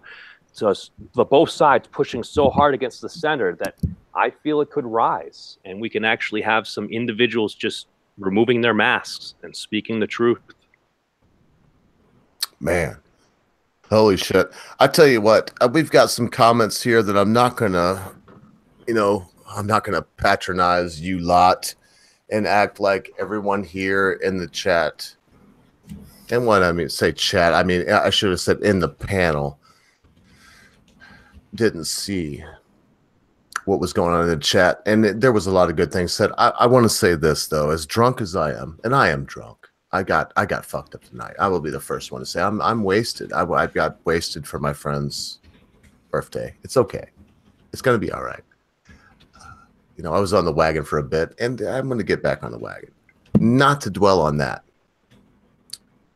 Look, folks, we have a very short window of livelihood. And what I mean by that is we're all born astride the grave. As wonderful and elocuent that memes is, he will die one day. Captain Colepile brings you your heat and your life. He's gonna go away. Melissa, you may love her now. She'll be gone tomorrow. Jensen Quinn, Binary Surfer, myself, we're here but for a short time. There's nothing left after that. Everybody that says, oh, God and life. And I love God. I am a Christian. I do not shy away from that. But I'm going to tell y'all one thing. I can't fucking tell you what happens next.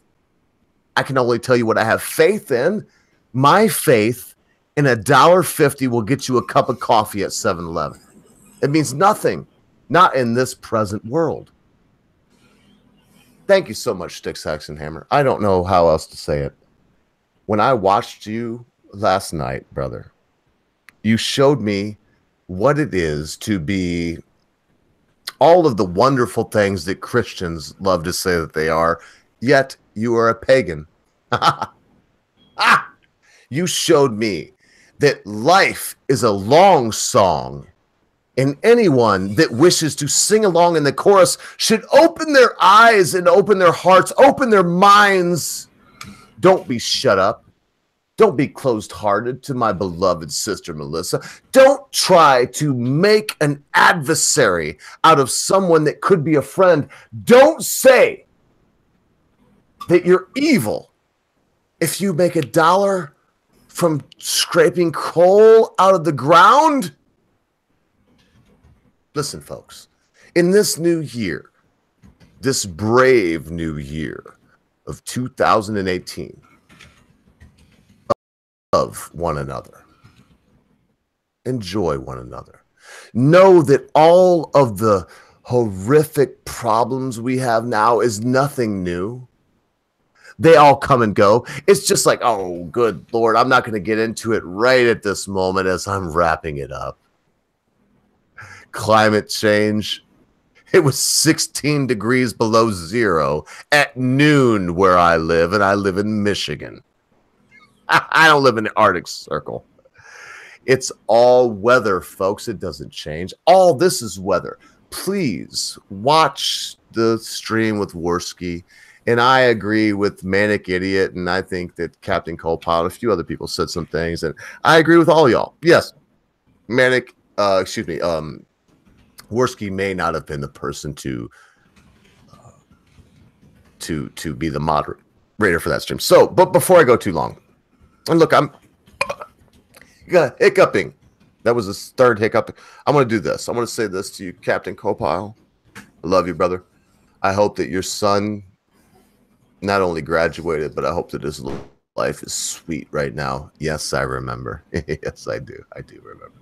I remember such as you do, brother. I remember the long time this thing has been on the air, this short time of 1 year. I remember all the changes, all the wonderful revelations. I remember and miss my brother, Britisher. If y'all miss him, tell him you miss him on this show. Don't pressure him, though. You're telling you miss him. We all miss him. I have no... Remember, be good to your friends. Be good to your family members. Be good to your loved ones.